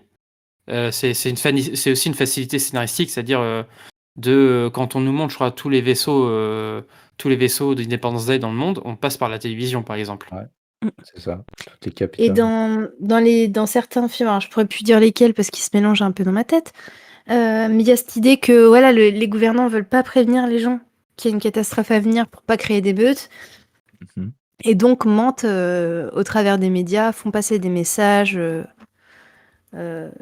erronés pour manipuler la population. Et ça, tu trouves que c'est complètement faux sur notre monde actuel? Non, mais c'est que des fois, il met ça, et en parallèle, il va par exemple utiliser des personnages de journalistes pour montrer qu'il y a des gens qui veulent montrer la vérité. Mis à part Levinson, je vois pas qui. Puis Levinson, il est technicien. Mais quel personnage journaliste? C'est peut-être dans le jour d'après. C'est plutôt, ouais. Non, il n'y a pas de journaliste dans le jour Non. d'après. Attends. Non, il n'y en a pas. Non, non, journaliste chez. Ah, c'est vraiment pas un archétype chez. Enfin, c'est vraiment pas un personnage qui Ouais. revient souvent chez lui. En fait, c'est souvent. C'est les personnages troncs, quoi. C'est vraiment les Non, présentateurs non, mais télé oui, les plus je classiques. dis pas que c'est des personnages vraiment actifs dans le récit. Ouais. Hein. Tu vois ça en arrière-fond. Mais pour moi, c'est vraiment juste un moyen de voir le monde tel qu'il est. Par contre, il y a un truc que tu as dit qui est super intéressant, et je voulais qu'on s'y arrête aussi, parce que je voulais en parler un petit peu, mais rapidement. Cette idée-là que les gouvernants cachent des choses pour protéger la population. Il y a un truc dont on a parlé, dont on va Yeti et parler, en fait. compagnie. Voilà, Ouais. Yeti et compagnie, sur une des définitions du complotisme qu'on a travaillé avec Céline Schopfer. Parce que, étonnamment, on a enregistré l'émission de Céline avant celle-ci. Bon, enfin voilà, vous posez pas la question, chers auditeurs et auditrices. On a un fonctionnement qui est bien à nous, voilà. Et en fait, dans cette définition du complotisme, notamment dans une qu'elle a choisie, c'est-à-dire cette intention de nuire, par exemple, de la part des complotistes.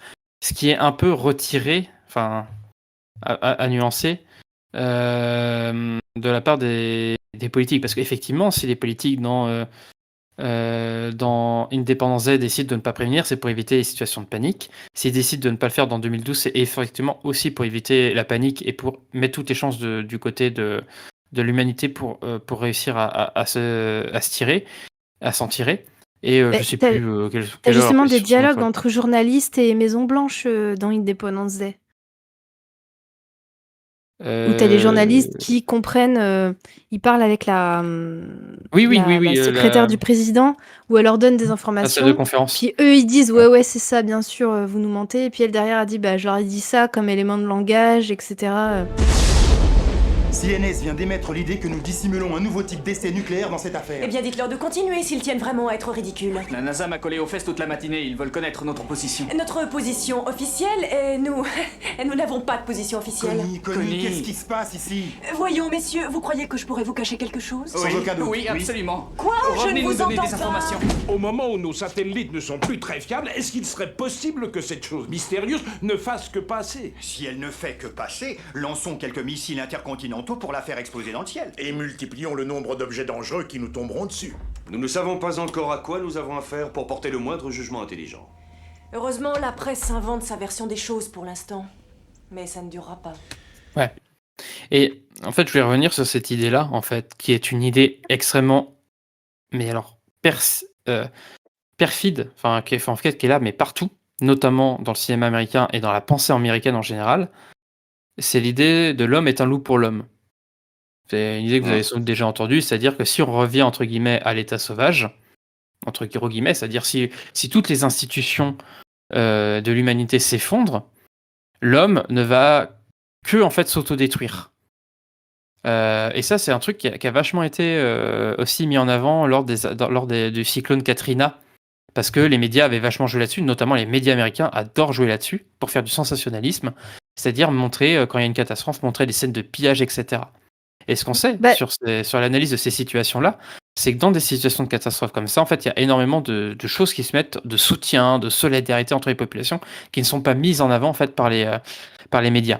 Et en fait, l'attitude d'Emmerich là-dessus, c'est pas du tout d'être critique par rapport à ça, c'est que lui, il y est, mais totalement là-dedans. C'est lui, il est persuadé, et on le voit parce que dans Independence Day, il y a des scènes de pillage. Dès qu'il peut en montrer, il montre des scènes de pillage, comme quoi il montre que voilà, l'humanité, entre guillemets, part à volo, et les gens deviennent complètement individualistes et cons à partir du moment où ils sont menacés. Ils volent des télés, mais enfin, tu vois, c'est l'image qu'on voit toujours au cinéma américain. Il y a quelqu'un qui balance une brique sur un magasin et puis qui vole une télé. Tu lui demandes bien à quoi ça va servir à la fin du monde, mais enfin bon. Et ça, c'est un truc qui est très très ancré dans le cinéma américain, dans la pensée américaine en général. Je sais plus comment c'est le truc latin pour le dire, c'est homo lupus ou truc comme ça, ou je sais plus quoi, mais enfin voilà, c'est une idée qui est très répandue. Si vous êtes appelé à quitter ces villes, je vous prie de le faire dans le plus grand calme.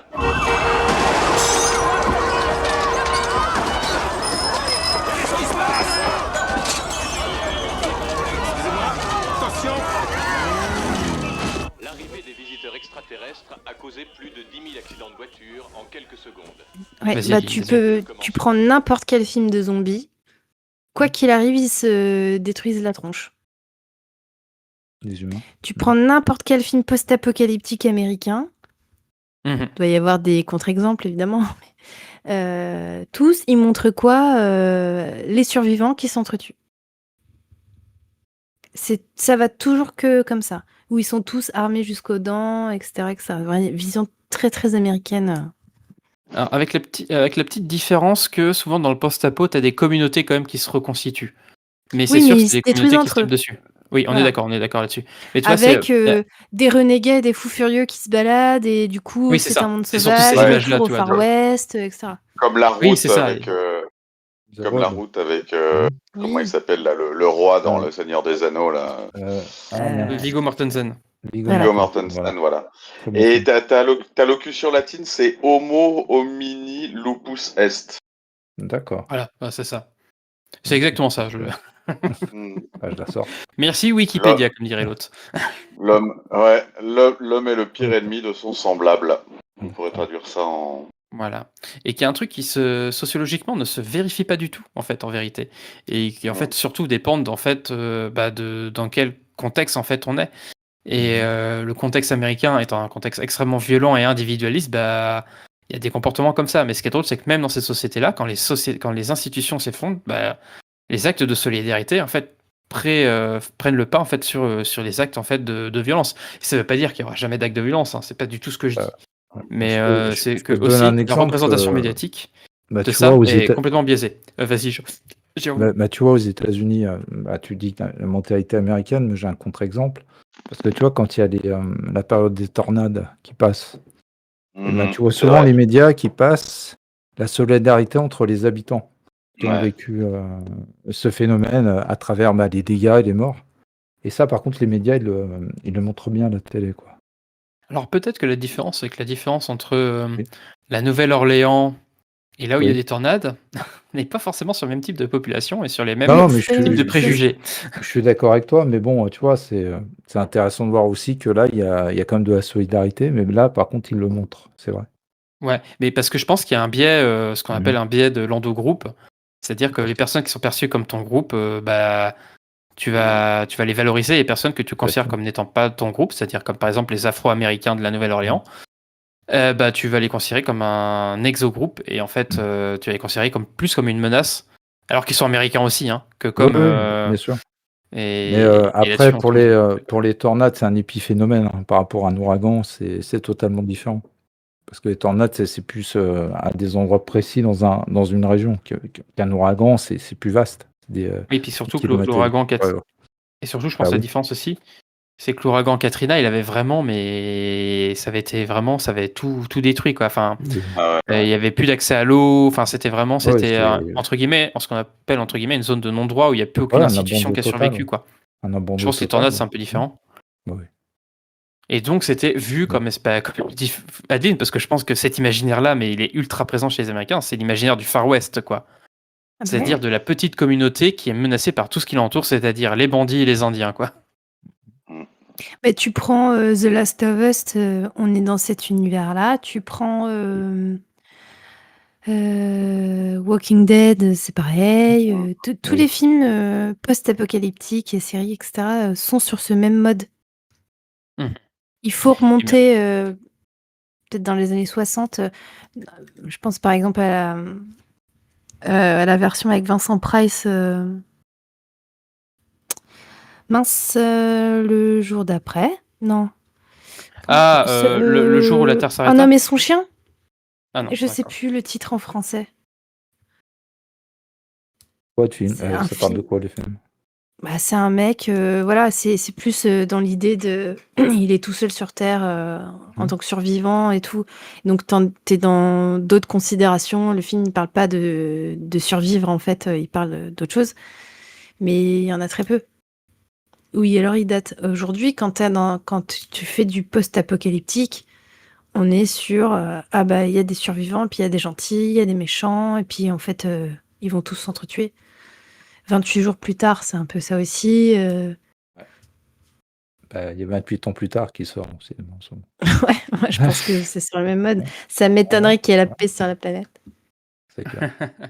Mais en fait, la société s'est complètement reconstruite autour de communautés autogérées utopiques. Non, c'est pas ça. Mais du coup, Et c'est c'est oui, possible. effectivement, c'est une théorie complotiste et c'est un peu de la propagande aussi que de dire que voilà, s'il y avait la fin du monde, eh ben on s'entretuerait tous. C'est triste. Oui, c'est triste En et c'est fait, drôle parce que qu'on même dans pense des ça. productions, j'ai envie de dire alternatives, je pense par exemple à la série L'Effondrement là qui était sortie sur Canal+, je sais pas si vous l'avez vu, Non, pas vu. mini-série de quelques épisodes. Donc il parle Non. de l'effondrement en fait de la société avec le réchauffement climatique. Vous avez un épisode, une histoire. Le premier épisode par exemple, c'est la pénurie d'essence par exemple. Et plus on va avancer en fait dans la série, plus l'effondrement va être va être fort en fait, plus on avancera en fait dans l'effondrement. Et il y a un des effondrements, il y a une communauté autogérée, clairement qui est là. Donc voilà, démocratique, égalitaire, un peu utopique, où des gens vont se réorganiser pour essayer d'échapper en fait à cet effondrement de la société.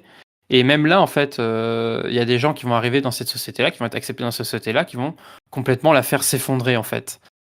Par des positions complètement individualistes, par peur, etc. Donc même en fait, quand tu essaies de proposer un contre-modèle, il y a toujours ce modèle-là qui vient. Mais après, il y a aussi le problème de l'utopie, c'est que le problème de l'utopie, c'est que ça fait pas vendre en fait. Enfin, ça fait pas une bonne histoire, une utopie. La dystopie fait Il une n'y a pas de bien meilleure histoire. conflit. Voilà. Bah oui. Et il faudrait, parce que c'est toute une réflexion aussi dont on peut parler, on peut parler pas là parce qu'on n'a pas le temps, mais de comment est-ce qu'on peut vendre aujourd'hui une vision plus idéale de l'avenir, sachant que construire ça c'est extrêmement compliqué parce que généralement les utopies qui sont présentées dans les films sont souvent en fait des dystopies cachées quoi. Et donc en fait comment on peut créer en fait de l'imaginaire avec ça. Enfin bon voilà, ça c'est une réflexion que je pense que les mouvements écologistes ont et notamment dans la culture. Comment est-ce que dans la culture on peut mettre en avant ça, et c'est des choses qui sont l'éco-utopisme ou je sais plus quoi. Il y a des mouvements qui essayent de travailler ça. Ça va pas dans le sens Euh, du capitalisme, en tout cas. Bah non, pour le coup non, ça va pas dans ce sens-là quoi. Mais ça va pas non plus dans le sens de. Enfin, je sais pas s'ils arrivent à aller dans le sens d'une construction scénaristique qui soit qui arrive en fait à créer aussi de l'enjeu à leur histoire quoi. Parce que Ok. les Ouais. façons de penser sont. On a un mode de pensée qui est à défaire et compliqué. Voilà. Pour Là, il y a s'exercer Oui, oui. à créer une histoire, je sais pas, autour de la construction d'une communauté qui fonctionne, c'est beaucoup plus compliqué que de représenter le chaos. Bah, en fait, le chaos attirera toujours, malheureusement. C'est ça la théorie du chaos. Ouais. Et on a rebloqué avec Ian Malcolm de Jurassic Et voilà, Park. chaoticien. La boucle est bouclée. Ok, bah je vous propose que je pense qu'on a quand même globalement fait le tour de la question. Alors c'est possible que peut-être ça pourrait être intéressant un jour, je pose l'idée comme ça, si un jour on a le temps et qu'on arrive à faire ce qu'on veut, de faire des retours sur chacun de ces films avec des spécialistes des théories complotistes en question pour vraiment approfondir d'où viennent ces théories, qui les a créées, etc. Parce qu'on n'a pas du tout approfondi ça, c'est pas en même temps pas ce qui nous intéressait. Mais je trouve que c'est intéressant, je trouve qu'on a quand même globalement bien fait le tour en fait globalement du cinéma d'Emmerich et notamment de sa représentation des complots et des complotistes dans son cinéma, lui qui en représente vraiment quand même beaucoup et que c'est quasiment central en fait à son cinéma, même si tous les films n'en ont pas.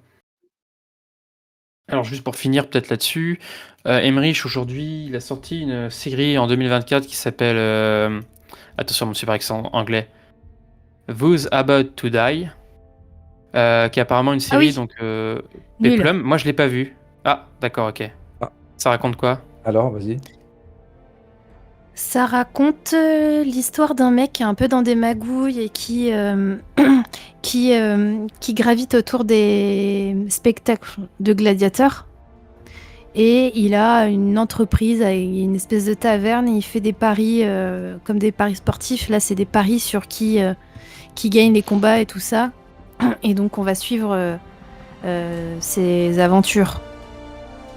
Voilà. D'accord. Donc, il va même créer Alors, c'est pas des gladiateurs, pardon. Enfin, si, je crois qu'il y en a, mais c'est surtout des courses de chars. Donc, il y a des paris un peu comme le PMU et tout ça. Ouais, Et en fait, c'est un mec qui a un bar PMU et qui fait des Dans la magouilles sur romantique. les paris sportifs et qui va lancer sa D'accord. propre écurie. Ok. En fait, voilà. Mais c'est pas très bien. Ok. Donc Je ça, c'est la m'attendais à dernière mieux. production. C'est la dernière Merci pour production ton date de retour. Roland Emmerich. Donc en 2024. Et normalement, aujourd'hui, là où ça en est, Emmerich devrait sortir un dernier film dont on ne sait pas encore ce que ça va être. Mais il a Bah, annoncé si, on sait. qu'après ce Je miserais sur la Terre plate, moi, comme disait. Ah oui, c'est Interplate, oui. Bah, selon Ah, il y a Adeline, peut-être d'autres attention, trucs, hein. information à prendre avec des pincettes. Non, mais ce qu'a dit C'est pas Vivien forcément tout une à source l'heure, très ou fiable. des planètes avec des extraterrestres. Mais on est sur Star Wars, Oui, du c'est coup, ça. ou Foundation, Ouais. ou tous ces trucs. Du coup, Oui, on mais va pas sur la arriver fin. là. Sur la fin, on est. Je sais pas Ou s'il y a des films Dune. qui parlent de En la fait, le mec fin va de refaire l'univers. Dune. Tout simplement. Non, moi, je te parle d'un film sur la fin de l'univers, tu sais. Mais Ouais, c'est fin je d'univers. sais pas s'il y a des films sur vraiment la fin de l'univers. Déjà, sur la fin vraiment de la Terre et des gens, il y en a pas vraiment qui vont jusqu'au bout. Mais là, voilà. Enfin bon, voilà. C'était une boutade. Mais il va en faire un dernier, donc on sait pas encore ce que ça va être véritablement. Mais après ça, il dit officiellement qu'il prendra sa retraite. Donc il n'y a plus qu'un film d'Emmerich à supporter. Et puis on le fera regarder à Nicox. On le fera regarder à Nicox et comme ça, il saura Ah qu'après oui. sa torture sera finie. Ah oui, Vivian, fais-moi mal, vas-y, frappe fort, frappe fort. Je te passerai l'entièreté de la filmo Oh, de ouais. Emmerich en une semaine, voilà. Avec Et comme ça l'écarteur qu'on des yeux, avec l'écarteur des yeux dans Orange Mécanique et tout, là, génial. Exactement. On mettra des gouttes.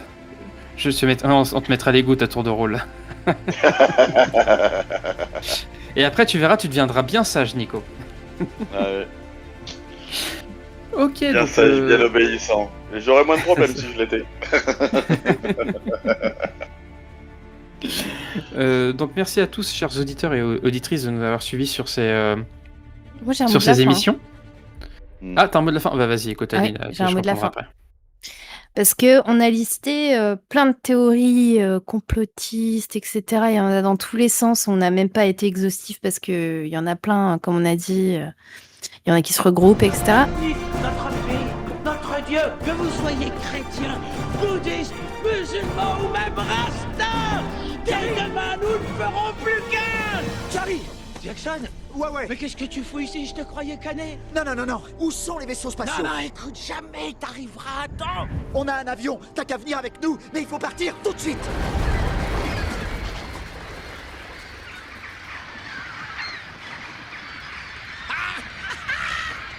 Volez les oignons bien haut.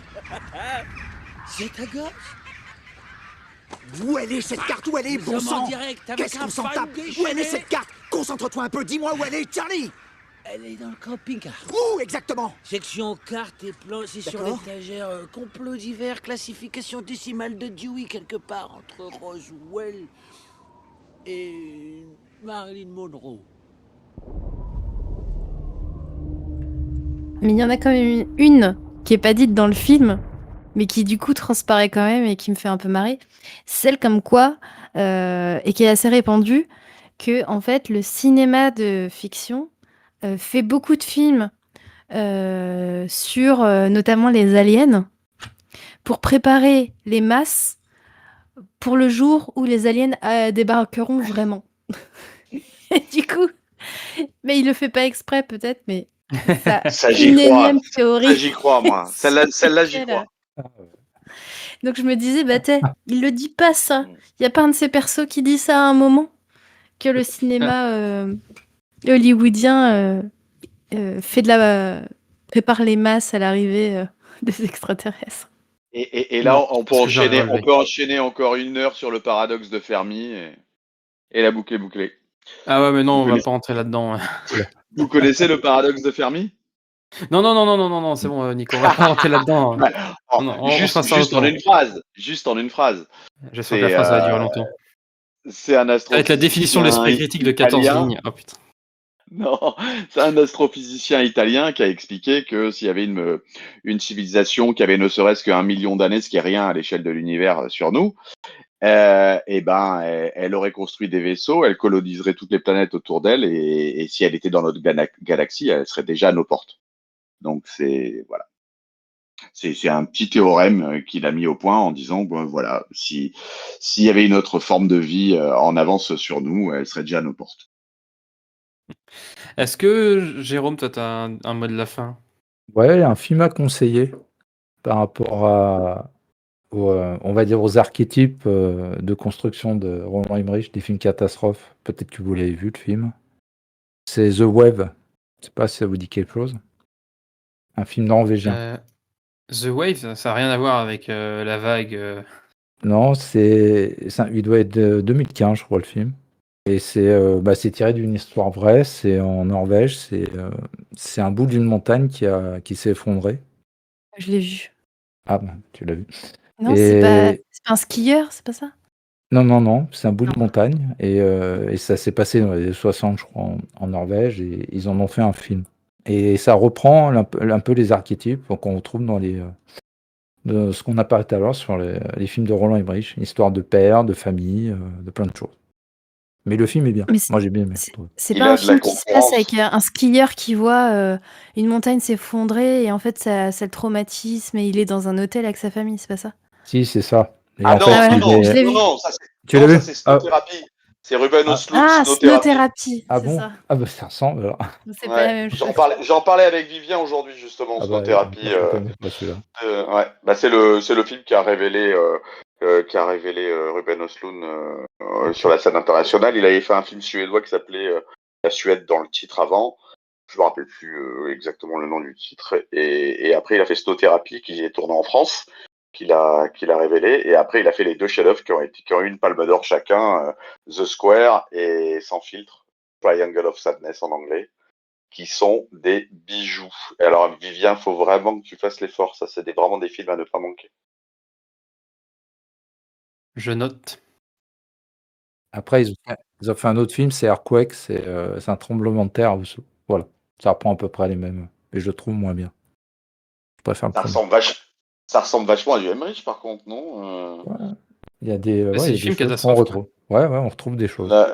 Là, je vois les premières images de la bande-annonce. Ça a l'air vraiment. Enfin, on m'aurait pas dit. J'aurais dit, ah bah ça, c'est du Roland Emmerich, ça. Ah, mais c'est mieux. Le film est mieux. Bah, autrement, je trouve que le film est beaucoup mieux. Après, dans les films catastrophes, il y en a tellement plein. Enfin, il y en a quand même pas mal. Il y en a qui mettent Titanic dans les films catastrophes. Ouais, c'est Bah oui, complètement. hein. Ouais. Oui, non, mais c'est vrai. C'est vrai. Mais on est sur Ouais, des films c'est pas catastrophes qui bien. sont moins. Enfin, remarque, c'est gigantesque qu'un Titanic, mais je veux dire, en termes de scénario, on n'est pas sur la destruction du monde, quoi, mais on est sur du microcosme, en fait. Et c'est vrai que Emmerich, à la fin, lui, il fait plus du microcosme, lui, il fait sur la planète entière. C'est qu'il a détourné le genre. Dans le gigant. Ouais, et puis lui, il fait dans le gigantisme, comme on l'a déjà dit. Et c'est ce qui l'intéresse, c'est d'avoir des jouets de plus en plus gros pour pouvoir les casser très facilement. Ok. Et de manière spectaculaire. Ok, est-ce que c'est bon pour vous? C'est bon. Ouais, je clôture. Ouais. Ok, donc merci à vous, chers auditeurs et auditrices, de nous avoir suivis jusqu'ici. On espère que ces émissions vous auront plu et vous aurez donné envie de creuser les questions peut-être de la représentation du complotisme, parce qu'on a fait sur le cinéma d'Emmerich, mais je pense qu'on pourra le faire sur plein d'autres cinémas. Creusez pas trop parce que ça va s'effondrer. Ah, merci Adeline. On va dire qu'il est minuit et demi, et on va mettre ça là-dessus. Et je vous remercie tous les trois d'avoir participé à cette émission, et j'espère que malgré la torture que ça a été pour vous de regarder les films d'Emmerich, vous aurez quand même passé un bon moment. Oui, bien sûr. Là, oui. Là, là, Oui. j'ai passé un bon moment. Mais non, les films, non, désolé. Mais Toi, il Adeline, faut t'as des fois passé un bon moment? sortir de sa zone de confort et puis aller voir ce qu'on ne regarderait pas habituellement. Il faut le faire. Oui, tu aurais pu être étonné dans le bon sens du terme. Bon, ça n'a pas été le cas. Et vous, Adeline et Jérôme, vous avez passé un bon moment, ça va? Oui, très bien. Ça m'a J'espère permis qu'on- de réévaluer les films que j'ai vus. Donc mon classement reste toujours Stargate. Le 2, bah, c'est Independence Day. Et puis le 3, bah, c'est 2002, c'est le dernier Moonfall, parce que je sais pas quoi dire. Et toi, Adeline? J'espère qu'on n'a pas été aussi long que Emmerich dans ses films. Oh, si, je pense qu'on a fait plus long que. Si on fait les 2 émissions ensemble, je pense qu'on a fait plus long que tous ces films. Enfin, pas que tous ces films l'un derrière les autres, mais que n'importe lequel de ces films. Je crois qu'il a jamais dépassé 3 heures. Donc, nous, je crois que oui. Bon, on a dû faire plus original en tout cas. Avec Emmerich, c'est pas difficile. Hein. Bon, on espère en tout cas que ça vous aura plu, chers auditeurs et auditrices, que comme le dit Nico, que ça en aura fait plus original et plus intéressant peut-être. On tenait aussi à vous remercier pour votre soutien, enfin pour votre écoute tout au long de cette saison 4. Cette saison 4 qui s'achève donc avec cet épisode. On l'espère qu'elle vous aura plu. Nous, maintenant, vous le voyez, on commence à être bien épuisés et on va prendre des vacances qui vont être bien méritées. Et on vous donne rendez-vous en septembre pour les débuts de la saison 5, avec encore de nombreux autres films dans notre sacoche à interroger, à discuter, à décortiquer et à critiquer. Et on espère que vous serez toujours là. Et en attendant, et même pendant les vacances, n'oubliez pas d'aller au cinéma tout en restant sceptique. Restons si sceptiques. Ciao, ciao. Salut. Au revoir tout le monde. Ciao. Merci.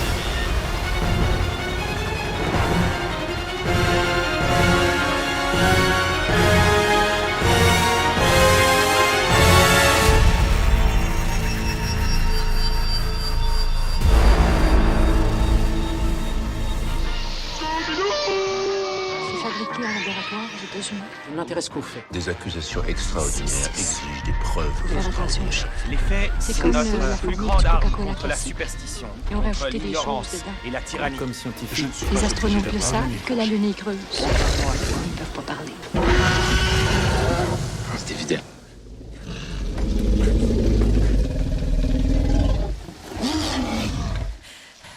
Cinétique, le podcast cinéma, scepticisme et esprit critique.